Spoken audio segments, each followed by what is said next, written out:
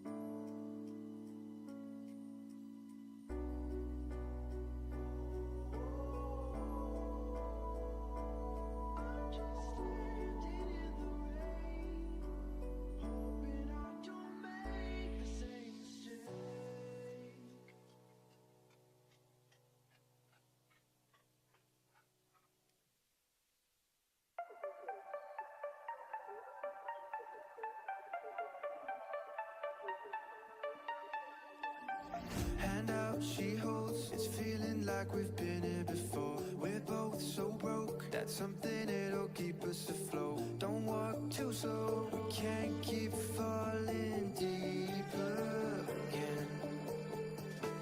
Came too close and the taste so far from pure. A rush of blood, but we search for so much more. We've all been here before.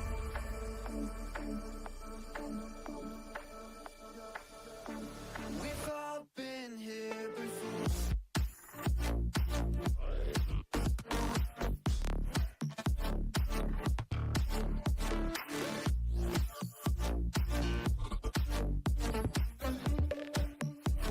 We've all been here before.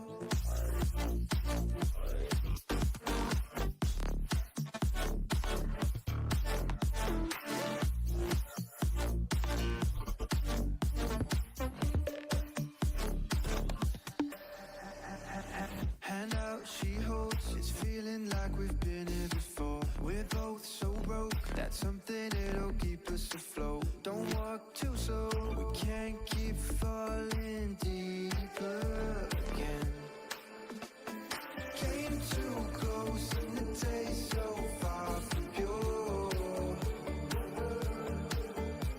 A rush of blood, but we search for so much more. We've all been here before.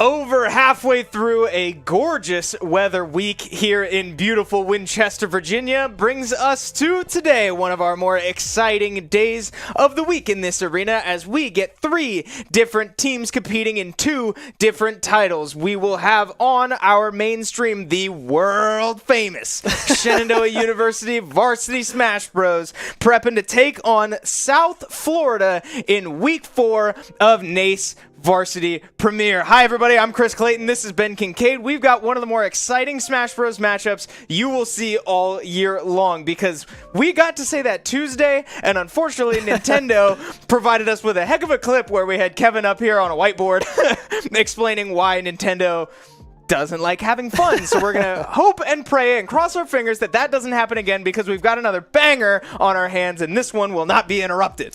Yeah, it's been a couple nights back to back for Smash Bros that we just weren't able to play. We weren't able to get the ball going a few days ago, rather on Tuesday. A little unfortunate with servers kind of being servery and not doing what they're supposed to do. Technology sometimes likes to break. So not on either school, but we were able to reschedule that one, which is nice. So they will get play at some point with that school. But tonight is very important, and I am very, very excited to jump into this very tough matchup. Yes, South Florida, 3-0 so far. We'll get into those statistics in a little bit, but a very strong opponent, just like we saw on Tuesday with Lebanon Valley, right? We talked a little bit about that. That will be rescheduled. It has not been rescheduled yet, so we don't have a date to give you yet, and I apologize for that. But we can take a look back at exactly what we're talking about, right? I did say this is the most exciting day of the week here in the arena, as we have 3 different competitions to keep an eye on.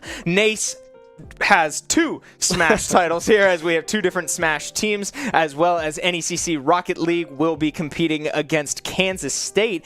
Big 12 school, I believe. Don't quote me on that. I'm doubting myself. But yeah, so it's been a great week so far. Lots of fun stuff. You do see Lebanon Valley there on the left. Like I said, that is getting rescheduled, but has not been rescheduled yet. We will let you know as soon as we hear when that will be happening, and I'm sure we'll be streaming it right here on this channel. So that brings us to today, and then tomorrow we've got Overwatch 2 taking on Thomas More in NECC. So rounding out the week should be a lot of fun, but that's all ahead and behind us, because today is Thursday. So South Florida is going to be a great one. This team is undefeated so far, and Shenandoah has dropped a game against Florida International. We can take a look at this season's standings, or this season's statistics, excuse me.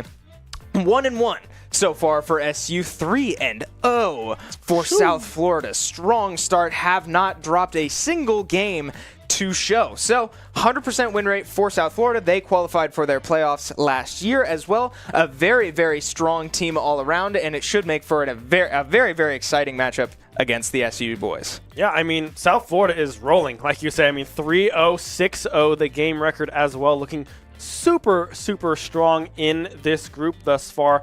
Very excited to see kind of where this matches up, because I was talking to Igloo a little bit before tonight's broadcast that South Florida's schedule is backloaded, right? They've gone through some of the weaker teams in this group thus far. So this is, in our eyes, the biggest competition that they've had thus far going up to this point. As we take a quick look at what this group looks like, I believe they had JMU, and then it was Full Sail as well, some of the matchups that South Florida has had thus far. And now they come up to Shenandoah, an up-and-comer in this group. We have a 1-1 record, trying to advance to that 2-1, trying to solidify ourselves towards the top of the standings. Yeah, 3 undefeated teams up there at the top, 2 of them 3-0, and 1 of them with a win over Shenandoah. So very, very tightly knit top of the standings here, as all 4 of those teams on the left, and I'll throw Shawnee State in there, absolutely, are going to make a heck of a run for this group. This is a very loaded group, and we're still very early on in the season. So this is week 4. We will be getting into the action here soon, but we get to watch these guys play the game here tonight. We have our usual roster, AJ, Kip, Igloo, Willie, and Farambus out there, out in the arena, getting ready to play our usual, I'm not expecting any surprises. The Falco, the Pac-Man, the Yoshi, the Kazuya, the Jigglypuff, plus or minus some secondaries in there, but it really should be the tried and true squad that is still looking for some revenge after a sour taste in their mouth from that FIU series. Yeah, no, I mean, the FIU series was a very close series in itself as well. I believe going the distance, a 1-2 loss for SU in that one. But yeah, they're trying to regroup, regain. They've had some ups and downs with trying to find time to play games, right? I mean, they've been off broadcast and off competition, at least physically, for quite a while. Mentally, they've been prepared here, ready to go every single time, but having to then sit back and be like, oh, there's no game tonight, there's no game tonight again, and then again, there's no game tonight. It's tough to really jump back in the seat and be like, all right, we got a game, and it's a tough game, too. It's a tough matchup, so hopefully mentally the squad is looking good. Yeah, this is some strange adversity, right? It's good to see teams go through some amount of adversity and sort of come out together and a better unit because of it, but this is certainly, you expect adversity in the form of losses, unexpected, hiccups along your season, not necessarily in the sense that you can't even get a game to play, right? We haven't really seen this team, I don't think, sit down for a full series since the Ohio Wesleyan series, which was last week. Or so. Just in an unfortunate sequence of events, not many people to blame either. Truly just like acts of God, weather, and Nintendo, I'll call an act of God. So, it's been a tough break for the SU varsity squad these last couple days, but fingers crossed, there's nothing we can foresee just yet that should interrupt tonight, and we should get a good, clean series against a great South Florida squad. Yeah, I'm very excited to get this one on the way. We'll probably be jumping into this one soon, but now let's talk about what this South Florida team looks like, right? They have a very strong Robin player, a very strong Shulk Joker, the Mii Brawler, and the Inkling. Those are their starting four usually that we see go out with this roster. Very strong, very well-rounded. They also have two subs as well. They have the Isabel / Plant player, and then they have the Bowser as well, something that we sometimes see in our academy team with Trip, a very strong Bowser player down there. So we have some familiarity with a lot of these players, specifically with the Joker as well. We used to have, I'm blanking on the Moon Lady. Yes, Moon Lady on the roster a few semesters ago playing that Joker. So the team has a lot of practice against that character. And then, of course, there's just regionals and other events going on. That Joker is a very prevalent and strong character in the meta. So it gets played a lot. So a lot of good matchups here to come from South Florida. And, yeah, I'm very excited to see where this one goes and where players, are placed into this crew battle. Yeah, big storyline, I think, for this. If we're going to try to make this different from the average Smash Bros. Series or crew battle series that this team has been through now so many times, it's that it's not often that we get matched up against a team that is this evenly distributed, right? We're pretty used to having, a heavy hitter out front, a heavy hitter out back, and then some sort of fodder in between just to fill space and maybe gimmick a stock or two. This South Florida squad, I really wouldn't put any one of them super far above the others. And they're 3-0. They haven't dropped a game. It's not because they're all trash or anything like that. That's not what I'm saying. They're all very high quality players and very deep in that quality. So that's something that this team has not yet faced this semester, I would say. But it's something that they've faced in the past, right? This SU squad is very experienced. They have so many crew battles under their belt now that they've been through it all, I would say. So that's, I think, something to keep an eye out for. We're so comfortable saying, all right, maybe you save this person as the anchor because this is the person with the target on their back. This is the one we've heard so much about before coming into today. I can't confidently say that about any of these players because they are all very good. And it just means that everybody on SU is going to have to be all hands on deck, ready to go out there and perform. Yeah, because it's very likely that everyone in each set is seen, right? It could go 3 stocks to 3 stocks, 3 to 2, whatever it looks like either way. So all the players on every single team, subs included, need to be ready to be tossed in there, because we have Faramis, our substitute player, which is practically a part of what I'm going to call now the Big Five, Yeah, right? there you go. Because they're all good. I mean, anyone can really be interchanged wherever they want to be and perform to what they need to do, right? So if there's something that Faramis sees in a play style, it's like, ooh, Jigglypuff might go really good into this. I might be able to punish that habit that this player has. There's no problem with switching them into any of these slots to make sure that we can punish that specific habit that sometimes our captain and really anyone on this team can point out and are very good at knowing, like, oh, that's not normal. This is very punishable for you specifically, and then they can go and kind of run away with that. Yeah, and this really is an important series for SU. We took a look at the standings earlier in the show, right? SU is still undefeated in their NECC run, but in NACE they are 1-1, and I believe that's because the ODU series is still a little up in the air, I think. But the point is, they have a loss. They are 1-1, and to drop to 1-2 would hurt a lot this early in the season. Now, granted, we said that South Florida's schedule is a little backloaded. SU's schedule is a little front-loaded. So, like, if you're going to drop games, it should be right now. But to start your season off 1-2, this team is better than that, and they all know that they're better than that. So, it's a tall order, right? This is an incredible team, but I do think this is a very important series for this team to walk out with a win, because to walk out of today with 2 losses, I think would be pretty bad for this team in the long term.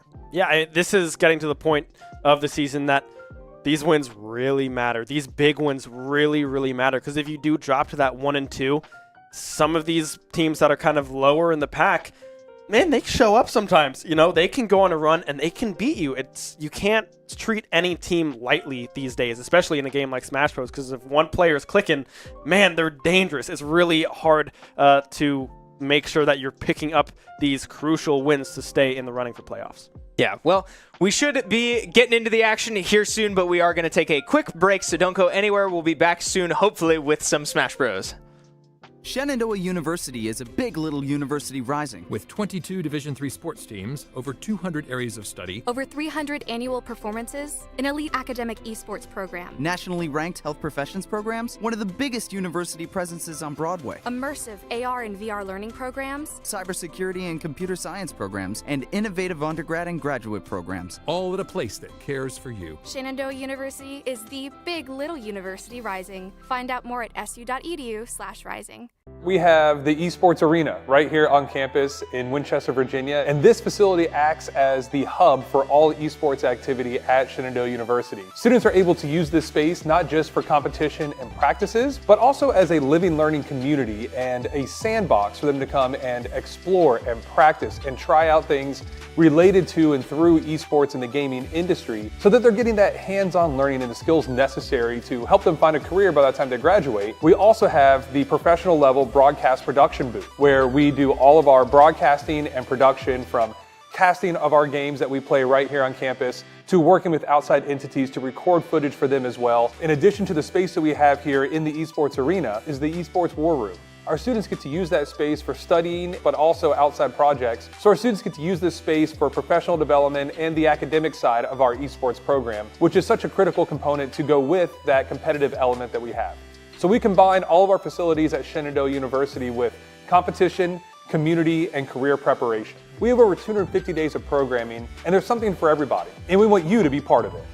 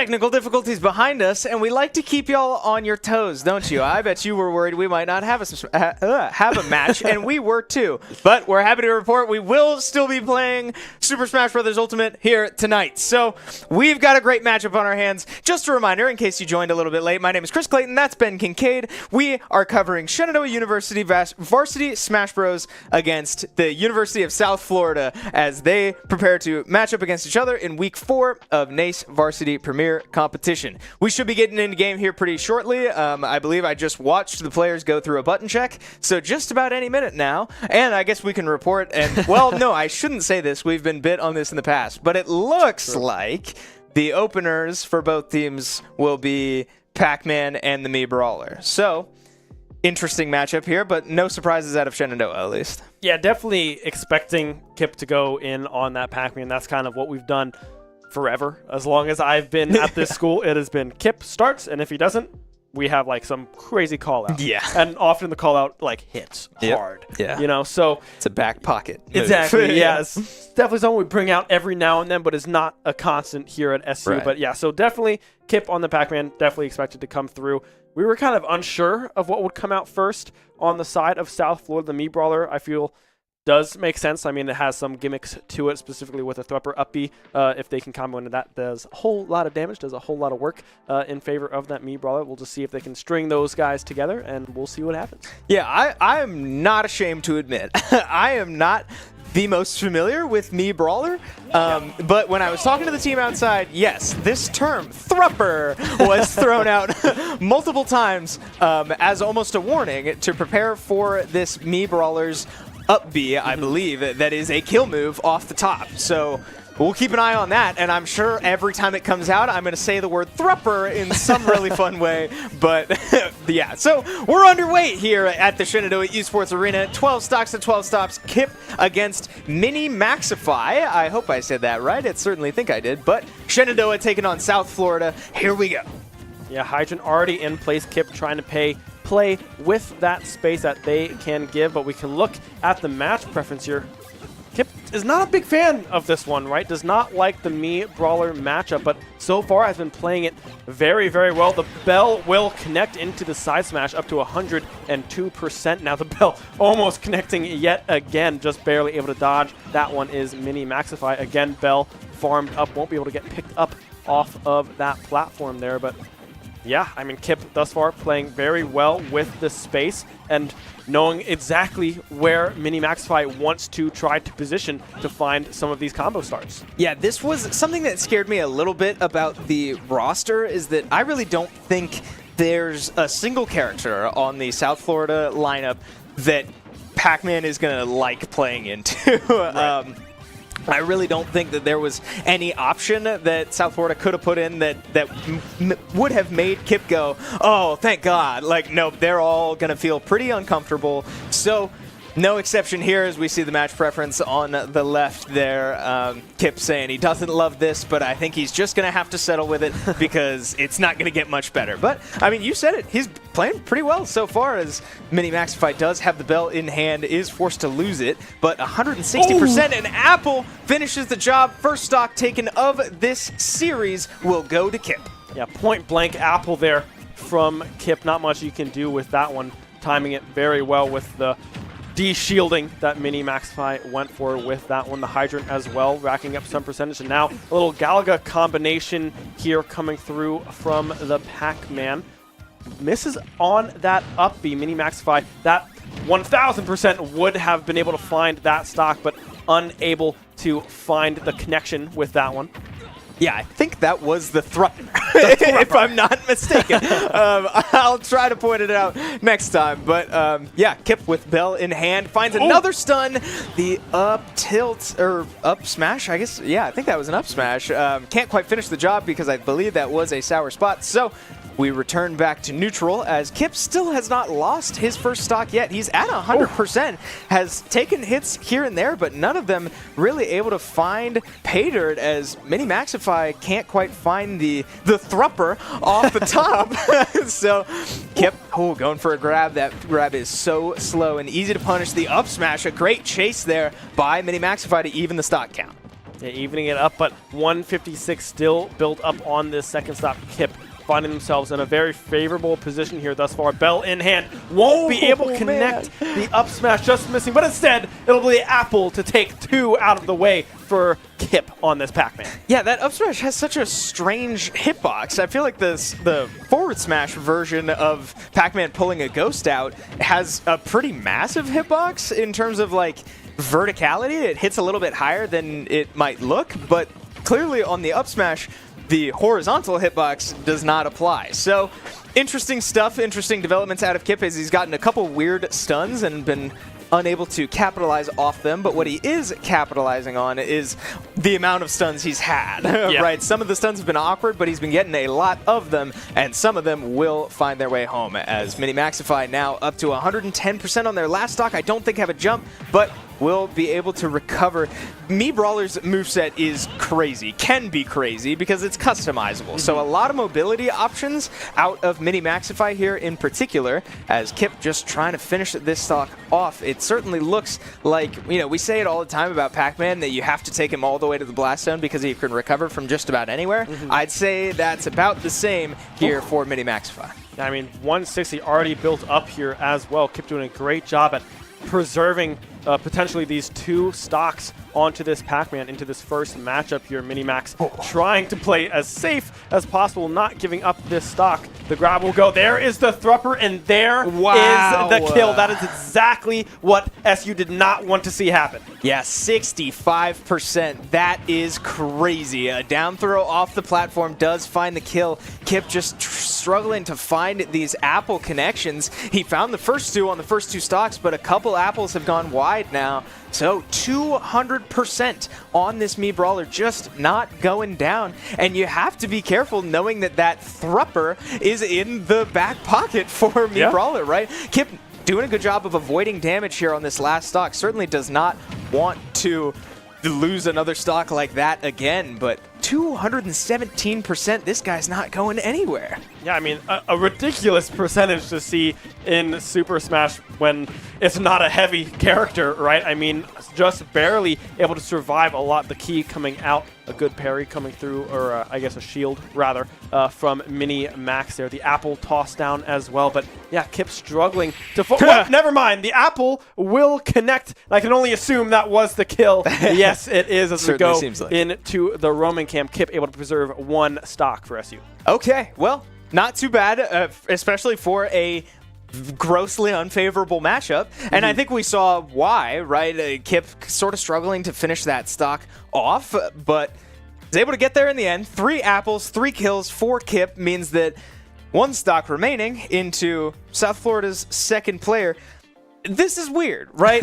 Because it's so often, we talked a little bit pregame about how usually we have a decently good read on structure of other teams in terms of order.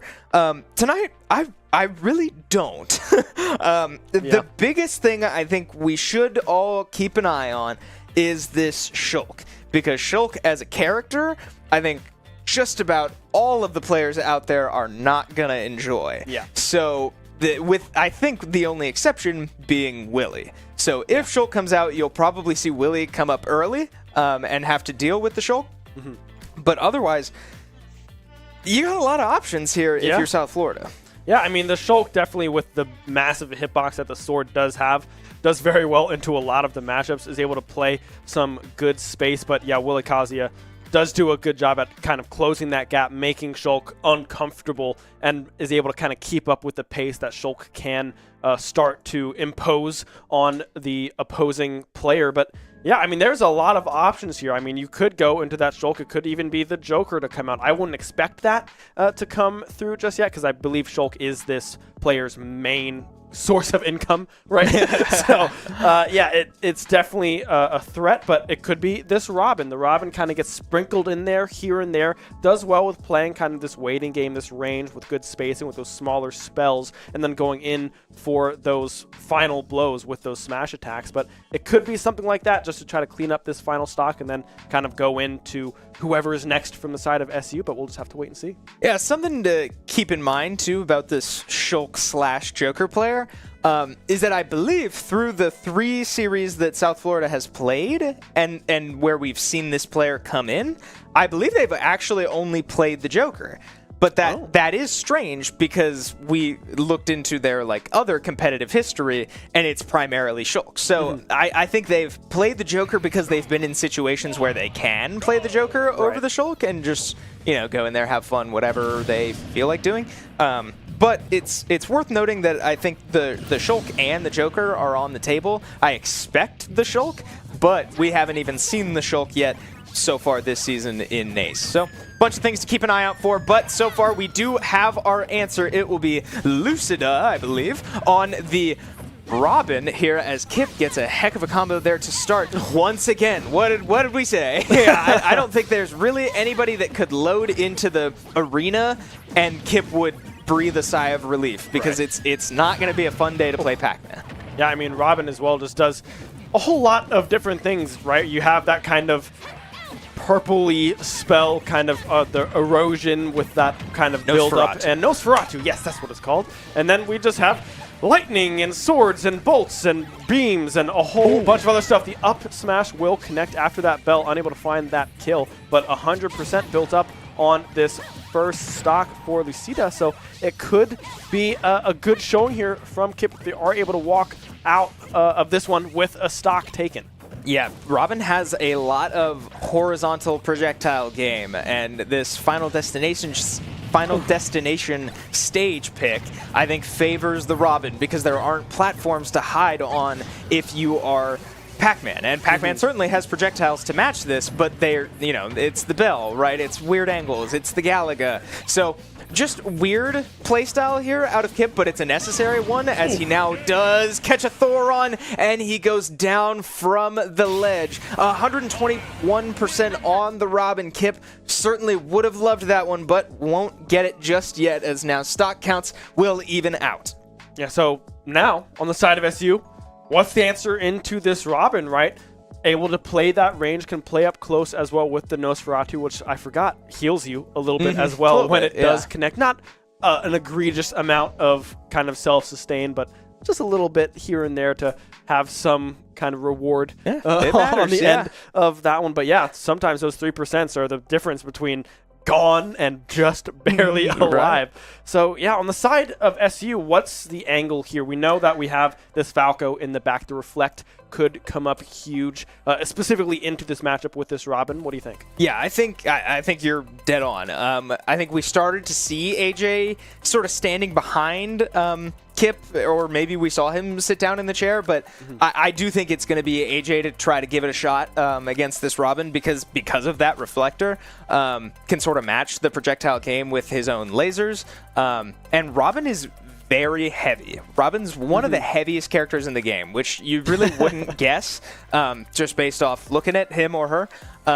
But it's true. And what do heavies do? They get comboed. And what does AJ do? He combos. Yeah. So on paper, right, I think this move makes sense. I think, well, there goes my pen. I think that, yeah, on paper, this makes a lot of sense. I think this is SU's best option so far because you'd rather save Willie for whenever this Shulk makes an appearance. Right. And I don't love the Yoshi matchup. I mean, Yoshi is going to thrive against a lot of these characters that have to come in and fight. So, the Inkling, the Piranha Plant, kinda, the Bowser, the Joker. Right. Yeah, I think you'd like to save the Yoshi.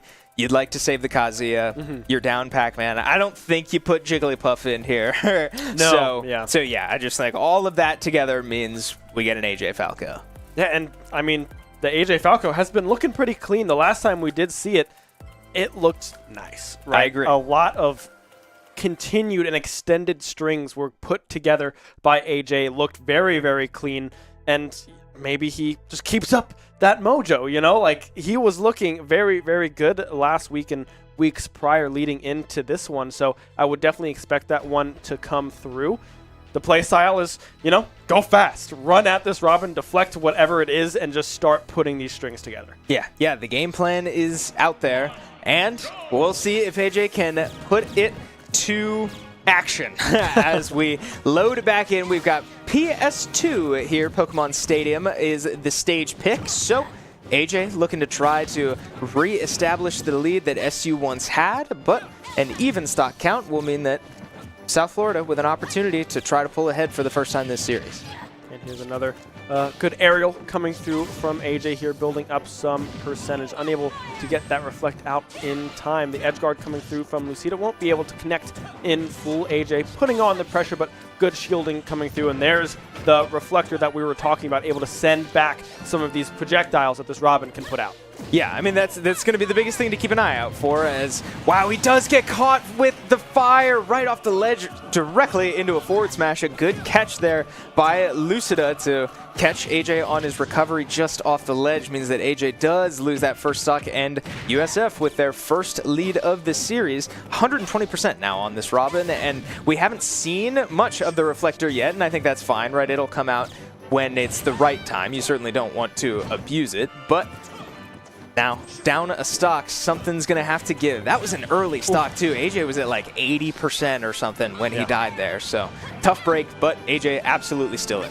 The Robin, another character that has a pretty decent, a nice up smash coming through from AJ. They're able to read what Lucida was going to try to do with that one. But now, how can you even it up, right? Get this percentage stack up. Looks like pretty much, yeah. I mean, we're both 2 stocks apiece, sitting close to around this 50-40 mark here for either player. AJ with the reflect out again, rolling back up into that fire projectile that Robin has. A good edge guard coming through from them, and now the jab.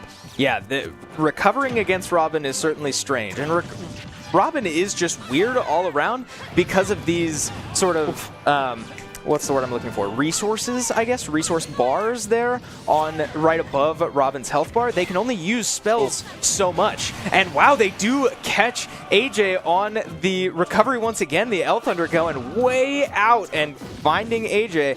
So another good clean stock out of Lucida, pulling ahead once again. If AJ, yep, here come the reflectors, right? Watch the projectile game commence, as both of these players are probably going to start to slow down and play the range game. Yeah, and in that recovery as well, we did see the reflect come out, but just was not able to connect with the actual projectile. AJ had the read on what the guard was going to be, but just unable to find it, and now the fire again into the side smash will be able to find that stock. AJ going down.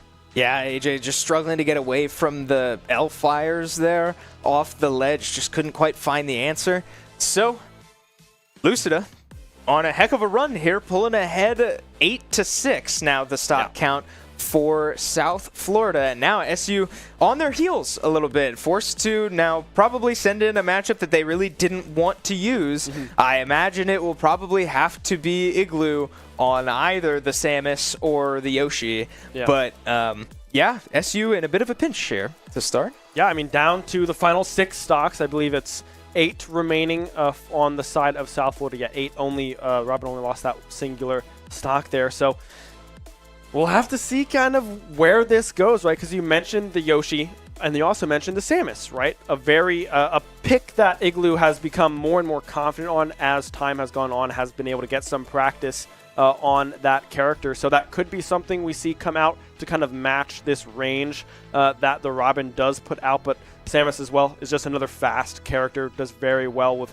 stringing combos together, and does a whole lot of damage as well, right? Some of those, the side aerial, I believe, with the kind of flamethrower that gets brought out finds a lot of kill confirms, might I say, doing that one close towards the edge. So maybe we do see something like that come out, but maybe it's a curveball for everyone, and Willie comes out on this Kazuya, possibly on the Terry as well, something that does a little better into some of these ranged matchups. Yeah, no matter what the answer from SU is, you got to think that SU has to sort of get uncomfortable. They're going to have to make a decision that they don't want to make, and it does look to me like that will be Igloo on the Yoshi. So, again, more or less, I think what we expected, but not what SU wanted. But it's what they're going to have to make do with. Yoshi with the ability to jump out of these combos, right? This is what makes Yoshi Yoshi.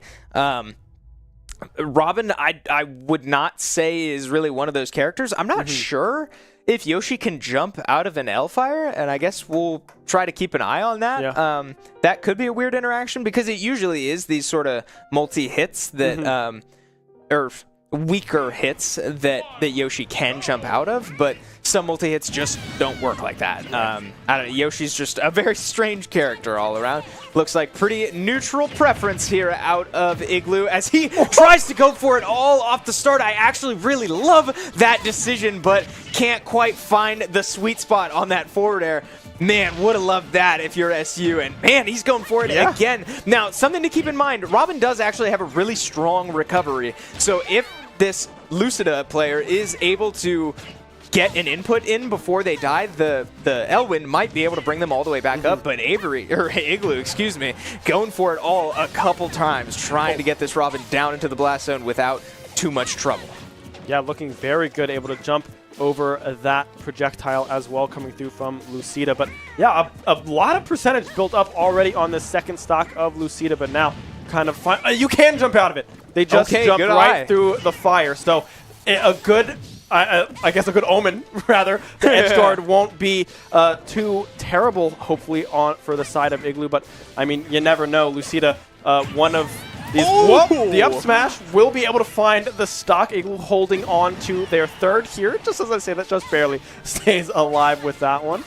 Yeah, able to avoid the projectiles as well. Now up to a very high percentage and does get caught floating up. I think that was the up B egg throw, and that does drift up a little bit. So Igloo does lose his first stock, but Igloo with an opportunity here to try to put this away. This has been a very Yoshi-sided matchup so far. And if Igloo is able to continue that, that would put SU in a much better spot than I could say they were in a couple minutes ago. But since saying that, Lucida has definitely started to find some momentum and slow the game down. Here come a lot of those projectiles throwing the book, as Robin does when they run out of spells. But yeah, this is such an interesting matchup, and Robin is just such a unique character that we really don't get to see very often, especially here at SU. But Igloo trying to make it known that that is not a problem.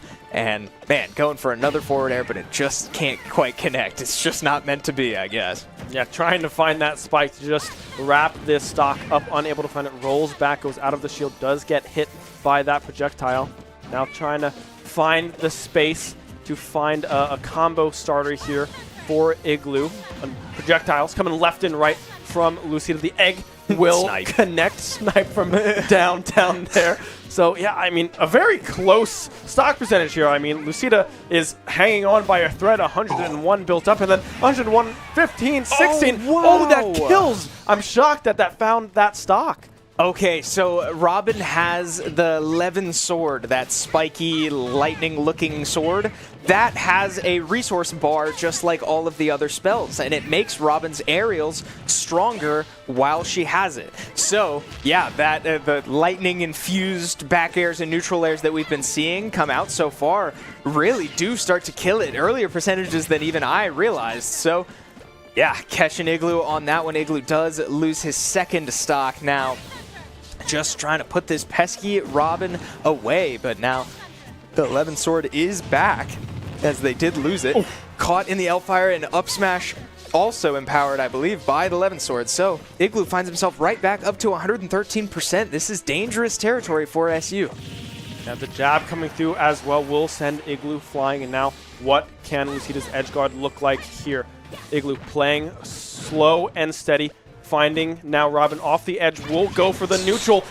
The up B. Yep. Excuse me, there it is. I was confused of where people went. You know, I was like, oh, I think Yoshi's down there, but no. The forward air will connect. Igloo going down. Lucida barely holding on to that final stock. Yeah, okay. So SU in quite a pickle here, down 7-3. Lucida just not going anywhere, clinging to life there, over 100%. And after a start that looked very Igloo favored, Lucida able to dig deep and find it in him to really sort of slow down and camp out, find the win, and take this stock into SU's final player.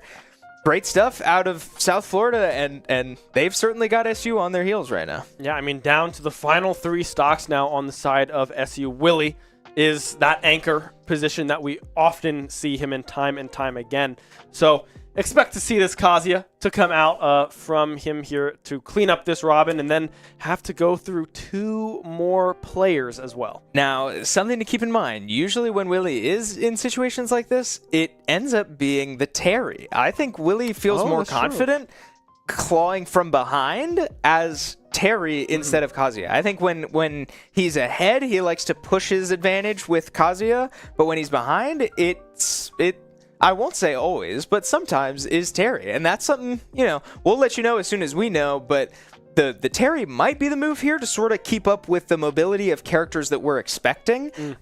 Because not only do you have to now deal with this Robin, you have to deal with the Shulk, presumably, or Joker. And then we're also assuming that probably Inkling will be the last one somewhere in that mix, maybe not in that order. So I do think I like the Terry pick, and we're receiving word that it will be the Terry pick for Willie. So making a decision, right? The roadmap has been laid out ahead of him. He's got 7 stocks that he's going to have to take if SU wants to come out on top here in set number 1. Yeah, whenever I think Willie, I always go Kazuya, but the Terry does make sense here, specifically into this Robin, right? Does very good at closing that gap, has some projectiles to work with, and when you have that go meter, I believe is what it's called, that extra bit of damage that you get, those new moves that you unlock, man, they help. But you do have to be up to around 100% on the stock, which I don't think Willie will want to find himself at often here when you have to go on a run like he has to close out this first set here against South Florida. So we'll have to see how this plays out. 1 stock remaining on this Robin. I do believe the Terry is the correct pick here to really try to go the distance in this set. Yeah, I feel like I say it all the time. We can talk as much as we want about the future characters and how this Terry might be a future-oriented pick. Ultimately, none of that matters if you can't get through this 1 stock ahead of you. Yeah. So for Willie, there's one thing to do right now, and it's take care of Lucida, who is red hot right now on this Robin. It looks like we are loading into game here very shortly. So the task is at hand. Willie with quite the ask here, as he will be forced to take 7 stocks if SU is to take the lead in the series, or will South Florida be able to come out swinging and pull ahead in this best of 3? We shall see, but we are underway. Terry is the pick, so keep an eye on the speed, the projectile game, as he tries to still keep it a close quarters combat, but can at least match the range if he needs to. The matchup preference there on the side.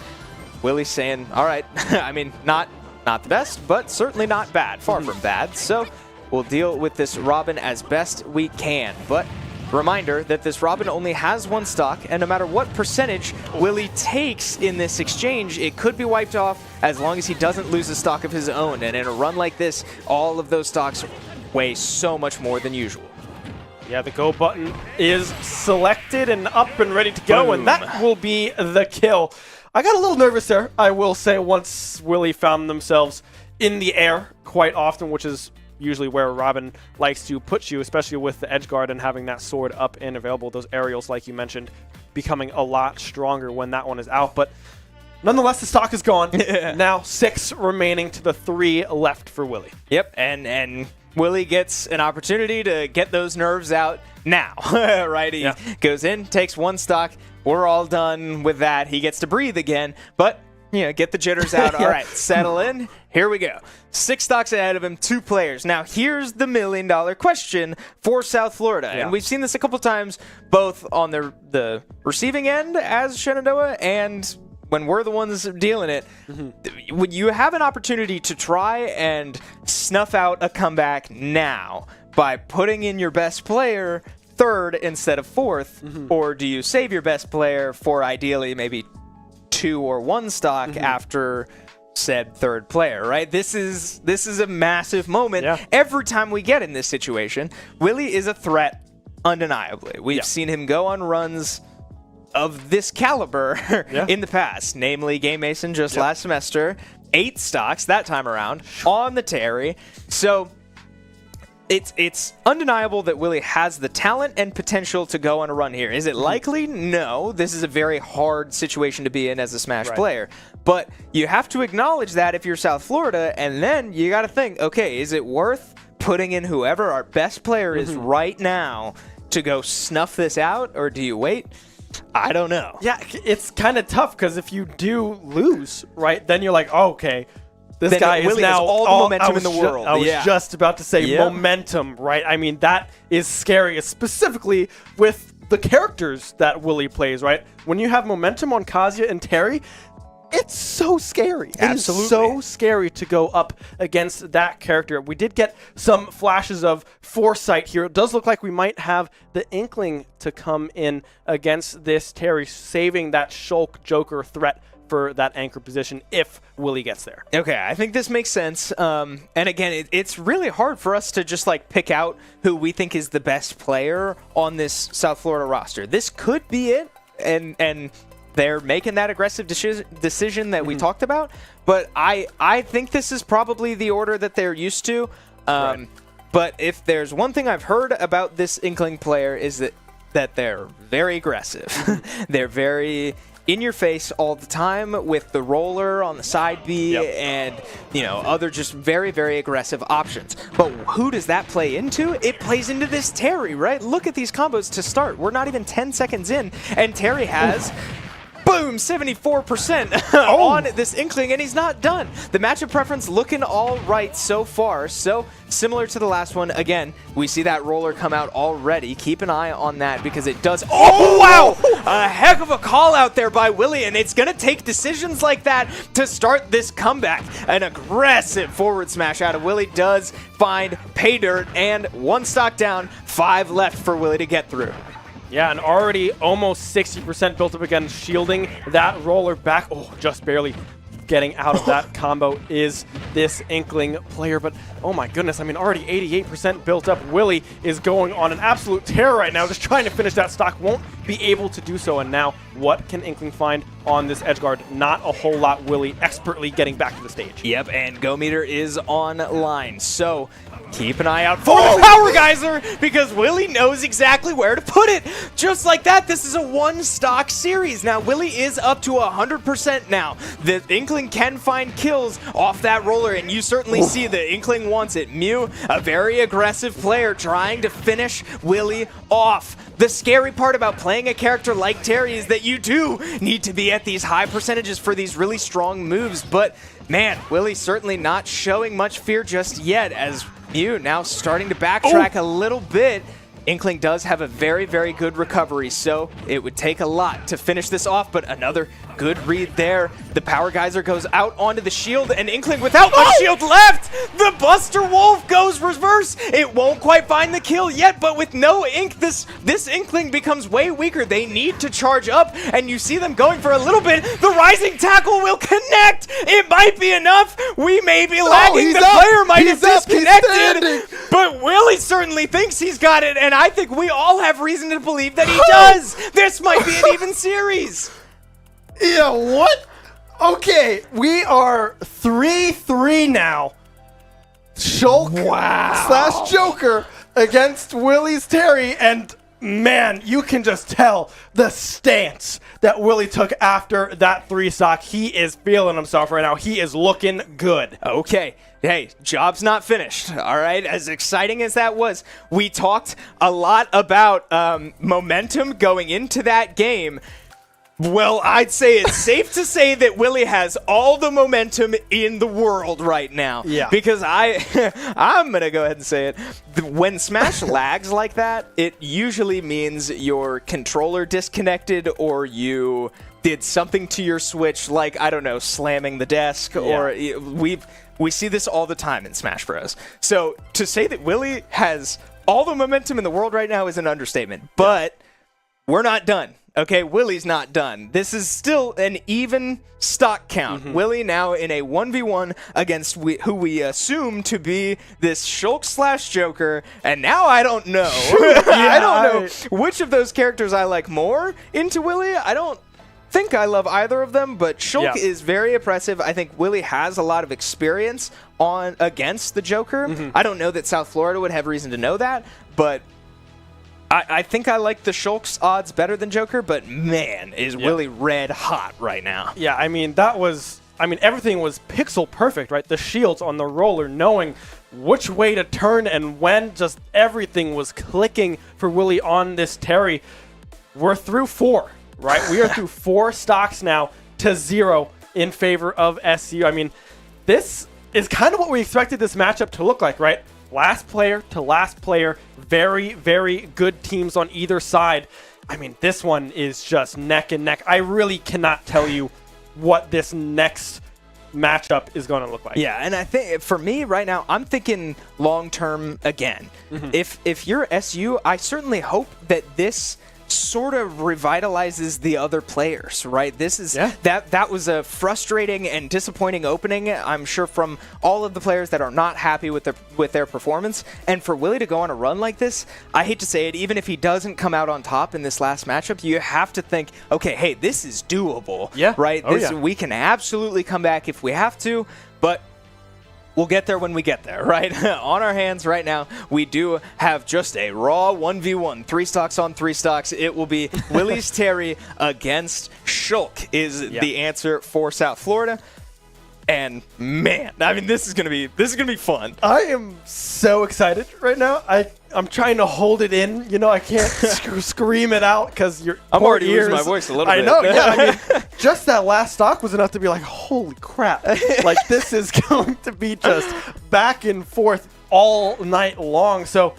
Yeah, it is going to be that Shulk, right? We did expect that to come through. That is, I believe, this player's primary selection here. Joker probably is just one of those matchup-dependent picks for this player that, much like this Terry is for Willie, right? Not often the first pick, but definitely one that is par with that Kazuya, right? Both of these characters, Willie knows the ins and outs, knows exactly what to do with these guys, and I frankly would expect no less from this Shulk, right? Very knowledgeable about this character. Yeah, and we're gonna have to keep an eye on the Monados as well, right? These are pivotal moments, and again, you'll notice on great Shulk players, they're not just randomly choosing Monados, right? They're very deliberate, and we'll try to call them out as they pop up, but I mean, Shulk can die very early. And something to keep in mind, too, Shulk's recovery is not great. If Shulk has the jump Monado, it becomes a little bit more manageable, specifically vertically. Shulk can recover from very low down if he has the jump Monado.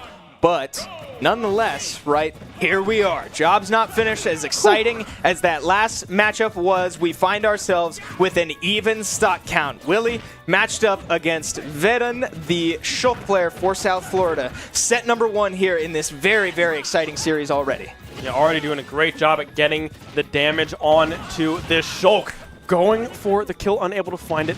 The recovery coming through from Willie, able to get back to that stage. But that is that Monado that we're talking about, that jump Monado. Very favorable matchup here for Willie, just barely avoiding that blade. And now the jabs coming through as well. I mean, Willie doing a great job at racking up and finding these edge guards on Vedun. Yeah, that was actually extremely close for Willie. He came very, very, very close to losing that first stock, but just, I mean, probably a difference of single-digit frames saving Willie's life there as he does find his way back onto stage. And the rising tackle connects. Shulk is down there. First stock speed. Monado comes out to try to overwhelm Willie. Now with the low percentage switching to shield mid-combo. That's interesting to see. I don't watch many Shulks, but that's cool to know that you can change Monados like that to sort of protect yourself, prevent how much knockback you take and how much damage you take. But we do see the smash come out as well. That extra knockback able to finish Willie off with such a massive sword that Shulk has.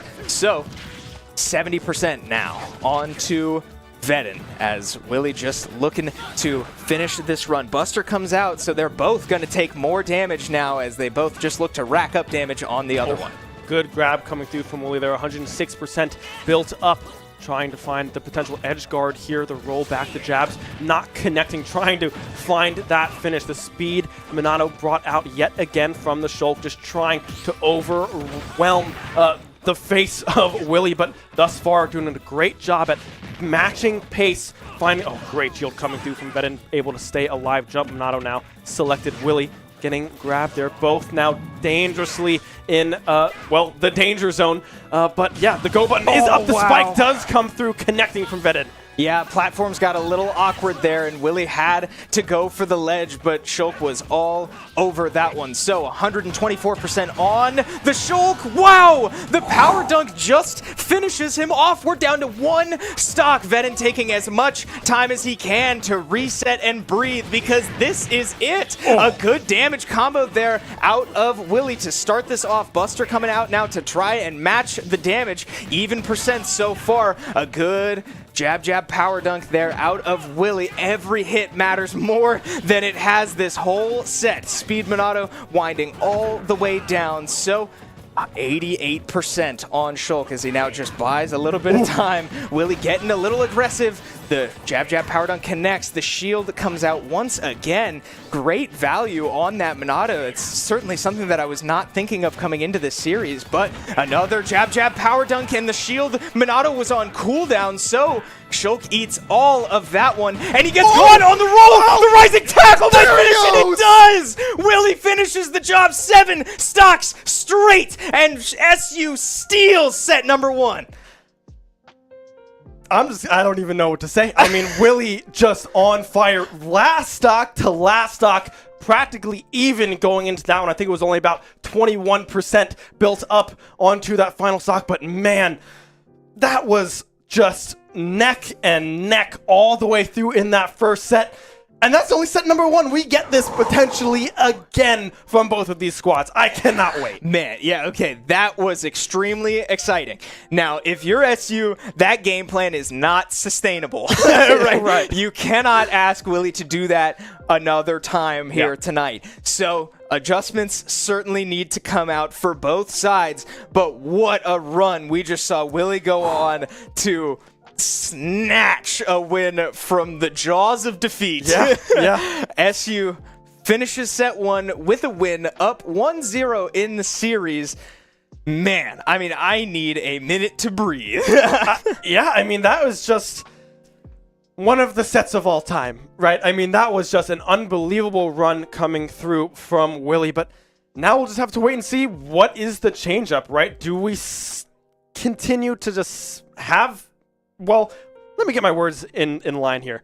Does SU do exactly what they did, right? With the same lineup, we start Kip on this Pac-Man, see if he can get a little bit more, because into that Mii Brawler matchup, they were winning pretty much the entire time. Lost one of those stocks, unfortunately, towards the end there because they were unable to clean up that final one on the Mii Brawler. But, I mean, we'll really just have to wait and see, because everyone on this SU roster has been able to show up, and just minor little interactions not going their way. Yeah, every little thing. South Florida is going to look back at a lot of little moments in that set, and that's going to haunt them. But no matter what, it's behind them, right? South Florida now has their game plan, their roadmap laid out ahead of them. Yep. They're going to have to win the next 2 sets back-to-back. SU going to have to make some adjustments, but lucky enough to walk out on top. We are going to take a quick breather, and we encourage you all to as well, because that was extremely exciting. The players are going to settle back in here soon, so we will be right back on the other side of this break.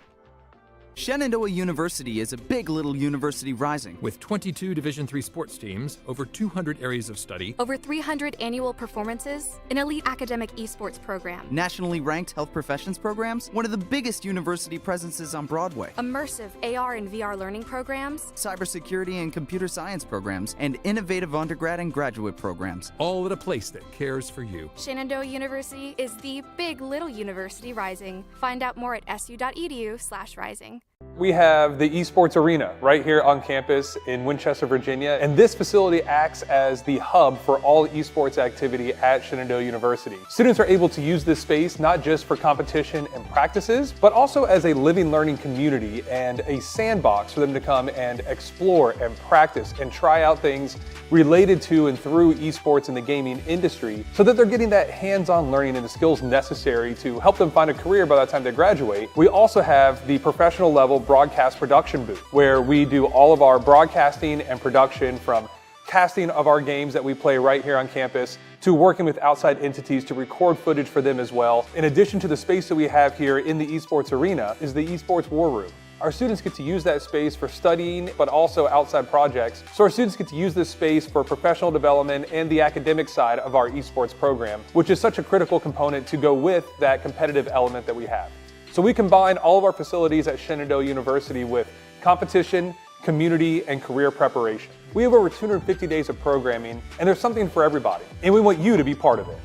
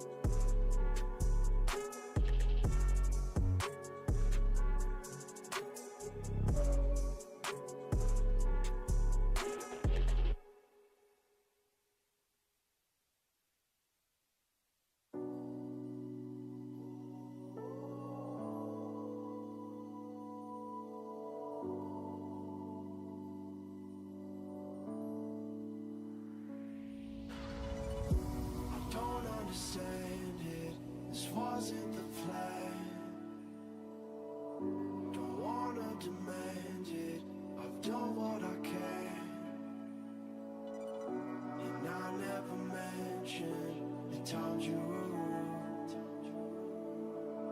And I never mentioned when you heard the truth. Scared to lose it all. I will stand a chance.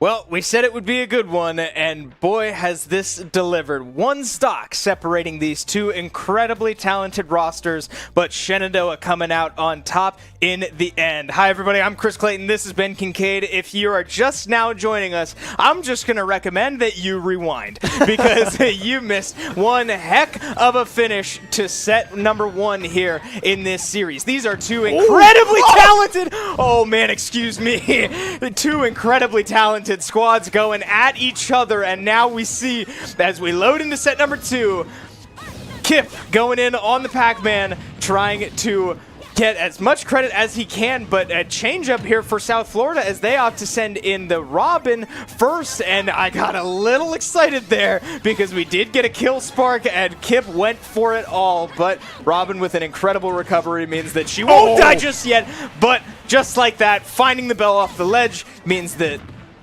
SU finds himself one stock ahead just like last time. I mean, I screamed as soon as we went into this because I was like, oh my god, he's done it. Thought he had it, honestly. It was all the way to the end, practically, but just unable to find that final blow. I mean, the spark did go off, but, I mean, Robin being a deceivingly heavy character. I mean, that's just Robin things sometimes. A grab coming through now from Kip, trying to get an aerial juggle going with that one, but unable to connect on that one. Now just farming up those bells, those keys, those everything that Pac-Man has in that back pocket. Doing a great job playing space and racking up some more. Oh, nice catch coming through from Lucida there on the Galaga.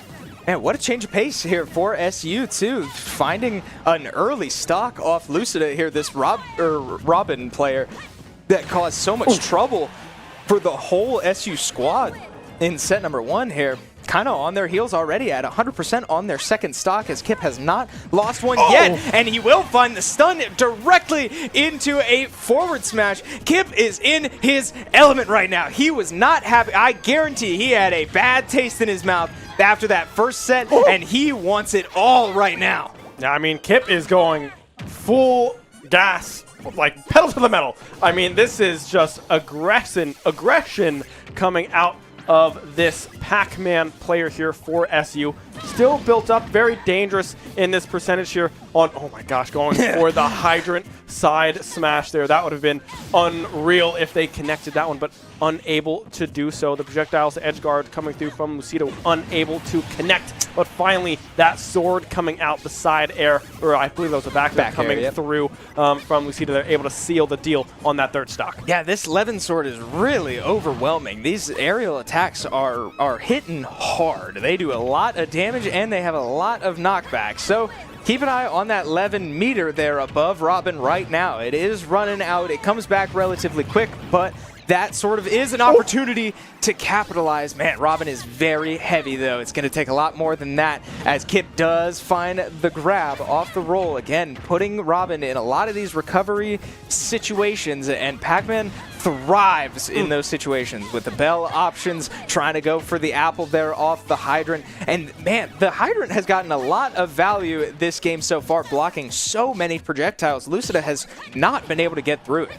Yeah, 169 built up now on this Robin. The hydrant going down. Good edge guard coming through from Kip thus far. Good job from Lucida, able to get that hydrant out of the way, but still unable to find any purchase just yet on the ground here. Finally able to get back to the stage. Hydrant up in the air yet again in a dangerous spot. But yeah, I mean, Lucida doing a great job at preserving this final stock for as long as possible here, but we'll have to see if they are able to snowball that into a second stock. Yeah, ready for the apple that time around. We saw that Kip last set was able to get all of his kills from that very apple, and sure enough, Robin was ready for it the first time, but the team letting them know you can throw that downwards. So SU coming out on top, 2 stocks remaining for Kip on this Pac-Man, as now South Florida, their heaviest hitter last set, has now been knocked out with only 1 stock in their backpack.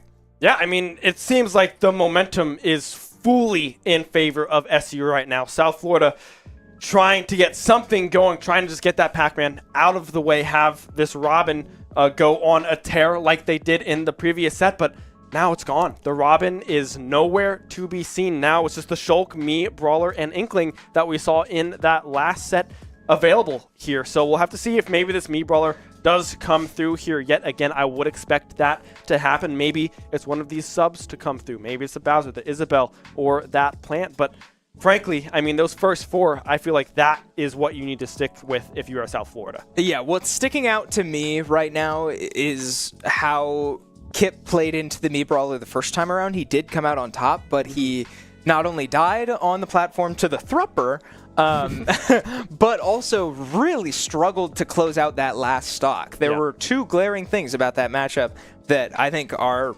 of all moments, shining now. I think if there's a weak spot that we've seen so far on this Pac-Man, it was from the Mii Brawler. Right. Do I personally expect Kip to die on the platform to a down throw into the Thrupper? No, I don't. But that I feel like that has to be what you cling to, and we are receiving word that it will be the Mii Brawler. So I think that's the right decision. I think that makes the most sense. As we, I mean, also saw how the last set ended for that Inkling. I'm not sure mentally if you're prepared to go in again this early, but not a problem. We have our answer. It will be this Mii Brawler trying to just do a fraction of what they did to Kip last time. Yeah, trying to just clean up those 2 stocks. I mean, Robin doing a great job at getting at least that one after a very close call to start, and then just unable to get that projectile game going. Kip doing a great job at playing the range, having that spacing, the hydrants set up where they needed to be to stop a lot of those projectiles from Robin being impactful really in that matchup. So yeah, we'll have to see what the Mii Brawler does come out with here. I expect the same kind of game plan from them, because they did look very good, just leaving 1 stock for Kip at the end of that first set. But yeah, I mean, South Florida now finding themselves fighting from behind. Yeah, and that was a heck of a revenge matchup for Kip. I really do think Kip wanted a lot more from the first set. Getting matched up against that Robin, he did only have 1 stock, but he got the Robin up to a significantly high percent, and I think died a lot earlier than he was expecting to, and I'm sure that was in the back of his mind watching Robin go on that run. So I'm sure that was a response that Kip was ready for. Did Kip see it coming that Robin would be the starter? I don't know, but ultimately I do think that's probably what Kip wanted, and boy, did it pay off. So now South Florida on the back foot here as we load into our second matchup of set number 2, and it will be the Mii Brawler once again. A different appearance on the Mii Brawler, so could be a different moveset. We'll keep an eye on that. I'm getting acknowledgement from my production team that it is a different moveset, so keep an eye out for all of those special moves, because we don't know which ones could be different and which ones might be the same. Yeah, we'll have to wait and see if the Thupper is still even in the kit anymore, right? Could have, well, Looks like it. Never mind. The Thupper is still in the kit, so the constant coming through here on the Mii Brawler. So we'll have to see what Kip can do to get this one started. Already finding themselves behind the game here a little bit, 64% built up onto this Pac-Man to the 31 on the side of Mini Maxify.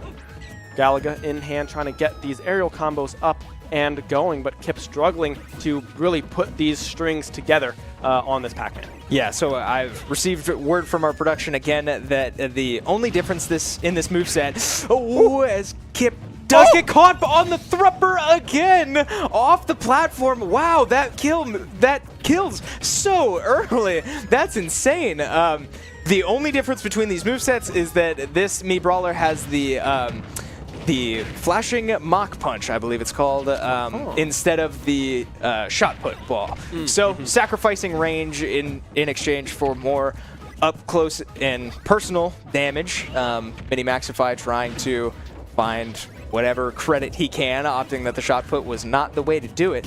And boy, I mean, that Thrupper is certainly something to look out for, because that's terrifying.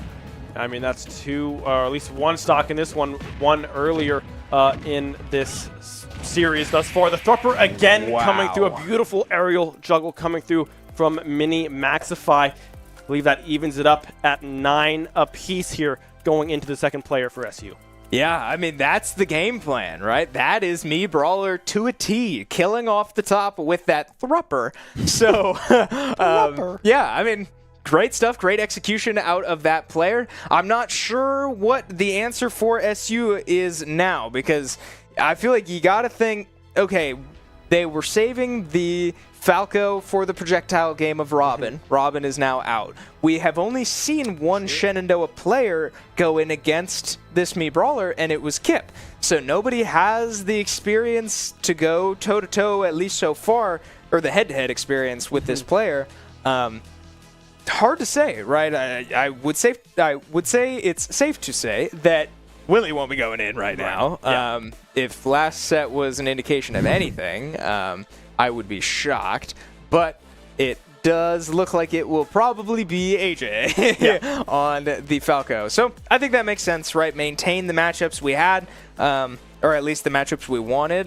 That Robin certainly threw a lot of things off in set number 1, but SU sticking to their guns and gonna play this one out. Yeah, I was thinking that possibly there could be a Jigglypuff angle here, just because the projectile game is not there anymore. There's not a whole lot of range coming through from anyone there. But yeah, AJ did look good against that Robin, just The reflects just barely mistimed on one of those edge guards coming through from Robin, able to secure one of those kills. But now there's no projectiles to worry about. This is just pure combo on combo.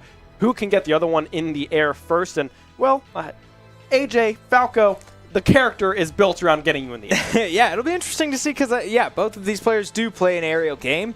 I just think the difference is going to be, can AJ stay out of the danger zone above Me Brawler, right? You never want to be directly above them. You can go, if you're both playing the aerial game and you're even with each other, that's back air, that's forward air territory for Falco. That's where you want to be. If he's below you, perfect, because you can spike him up into wherever you want him to be. Right. But you just got to avoid ever being above the Me Brawler, and it's going to come down to execution. Can AJ stay out of that danger zone? Because I'm sure this Me Brawler has plenty of ways to get you there. So I feel like that's going to be the storyline to keep an eye out for. But yeah, we'll see it. You said it, though. We do know that this Me Brawler no longer has the projectiles to match. Right. So that's another window. Falco does have these lasers that he can just sit around and rack up percentage that way the longer this goes on. Yeah, I mean, that will definitely benefit AJ on this Falco. Doesn't have to really worry about that shot put from that Me Brawler. I mean, the Thrupper combo is really the thing to worry about, right? Absolutely. I mean, you already went over it, but that's just the threat on this character, right? If you can avoid that, you should be fine. That is the true combination that this Me Brawler is looking for, trying to find those kill confirms with that Thrupper. AJ, Falco, very fast, so might be able to maneuver their way out of some of these aerial chains that the Me Brawler is going to try to look for. We'll just have to wait and see once this matchup gets underway to see who is going to be pushing that aggression forwards. I do expect AJ to be aggressive, but also kind of play that mid-range as well with that laser, trying to rack up some percentage without getting too much in harm's way. Yep, and keep an eye on the platforms. It's part of high-level Smash is knowing what kills you, and we know what kills you. It's got a name. It's the Thrupper. So if Mini-Maxify is able to get any of those off, I mean, that is the game plan. That's the only thing this character is looking for. It's like a grab at 0 on Luigi, right? Yeah. You know what everyone is looking for. You know exactly what that player wants to do to you. You just can't fall for it. And sure enough, Mini-Maxify does find their first, taking a stock lead once again, very similar to set number 1. SU with momentum out of the first matchup, only to lose it just by the second matchup. Thrupper is such a fun word and feels it sure is. Believe me, I know. Safe, but then it hits in full, and you're like, oh my gosh, the Thrupper in a deep demonic voice instead. Oh my gosh, what do you do against that move? AJ trying to find the kill here, 120% built up on Mini-Maxify, going for the edge guard. Nice parry coming through there, the dash back.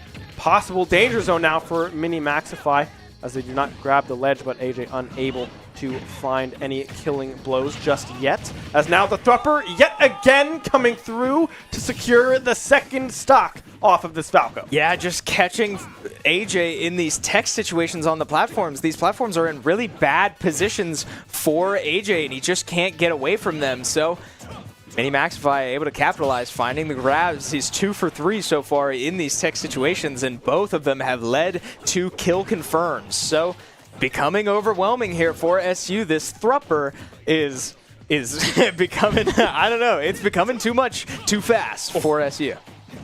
Yeah, up tilt coming through. I believe that was a smash, excuse me, but unable to find the kill nonetheless. 154 built up onto this Me Brawler. Somehow able to stay alive. AJ trying to find these edge guards, will be able to find a kill spark and the kill to boot. Now 1 stock off of this Me Brawler, and now a combo coming through for Falco, but unable to combo it into much. And just as I say that, they start another one. Yeah, AJ finally with a moment to breathe here as he does finally get that first stock, a weight off his shoulders as he now gets to cook a little bit, right? Finding a good combo string there, avoiding the platforms, keeping this Me Brawler off the stage and in uncomfortable situations, because Me Brawler's recovery is very nice, but Oh, man, as long as you can keep him off stage, that means he's not hitting you with his thrupper. So that's enough to be a win for SU.